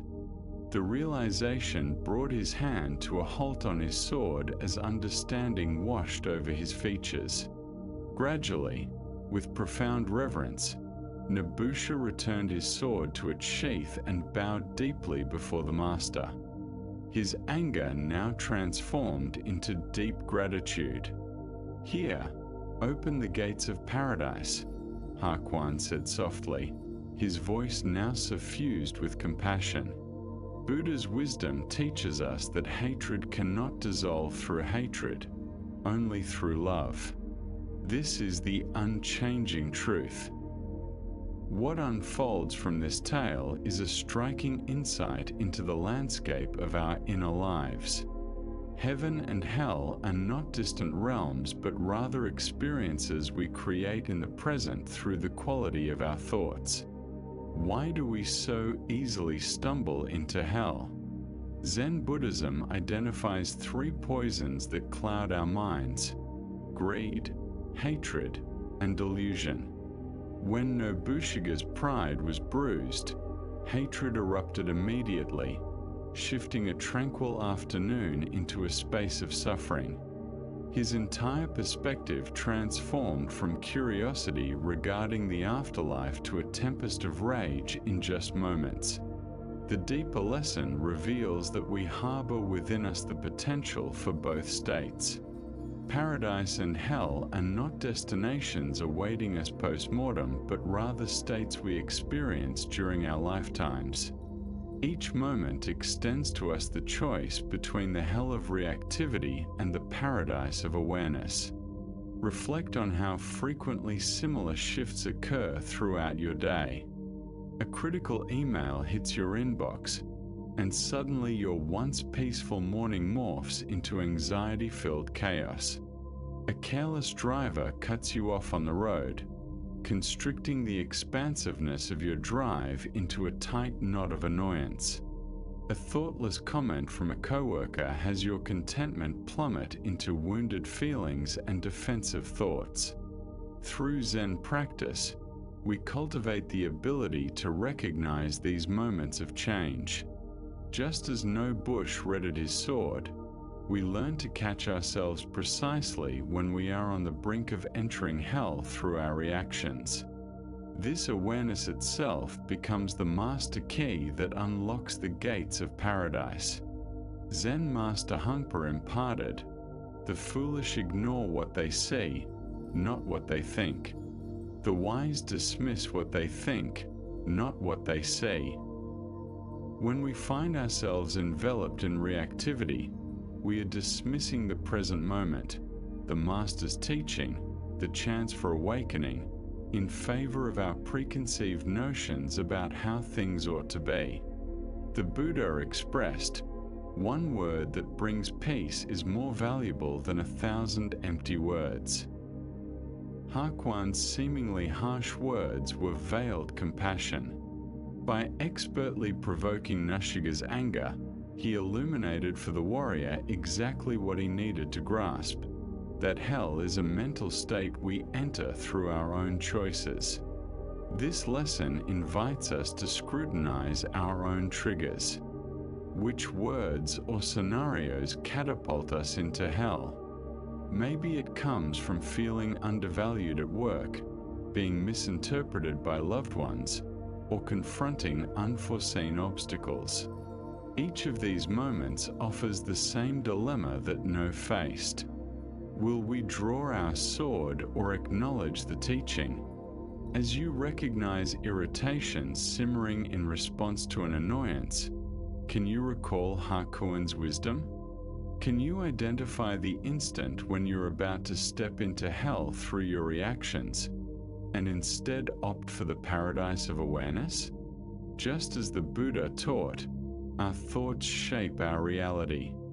In every moment, we either swing open the gates of hell in our unconscious reactions or invite the gates of paradise through mindful presence. As our time together gracefully concludes, take note of the gentle transformation that settled within as you listened. The tranquility and clarity you experience tonight aren't distant treasures. They are inherent aspects of your awareness patiently lying beneath the surface of everyday life. The Buddha once stated, "Just as a candle cannot burn without fire, people cannot flourish without a spiritual life." What you've uncovered this evening highlights that peace isn't contingent on resolving every concern, orchestrating flawless circumstances. Rather, it flourishes in those unassuming moments when you release your grip, take a full breath, and meet the present with open eyes. Each story shared this evening serves as a reminder. Serenity follows when we relax our hold on anxious thoughts, and relief enters when we cease pursuing unattainable dreams. Finding peace amid a storm of emotions. In the stillness that lingers after each story. Perhaps you sensed a release, a loosening of tightly held burdens, a softer cadence in your breathing. Even if distractions attempted to intrude or worries began to resurface, the insights you've absorbed are gradually taking root, much like rain nourishing the deep roots of an ancient tree. As you prepare to embrace rest, remember that the knowledge you've gained isn't a far-off vision, but a practical approach to living. These insights guide us toward the moment, fostering a steady heart and a tranquil mind. In this serene pause before sleep, take note of the transformation, how your thoughts drift more languidly, how your body feels more grounded, and how even challenges appear less daunting when approached with clarity. The wisdom of Zen has always illustrated that true understanding doesn't reside solely in obscure texts or is merely proclaimed by distant sages. It flourishes in the simplest moments, in your breath, a soothing cup of tea, the quiet that precedes slumber. This evening, you've discovered that these insights are accessible at any moment, as near as your subsequent breath. As you transition from this tranquil space back into the day beyond, carry with you not just the narratives, but the tranquility they have bestowed. Allow peace and understanding to walk alongside you as you encounter whatever unfolds tomorrow. And remember, this sense of serenity is always within reach whenever you seek it. Wishing you a restful night, and thank you for sharing this journey with us.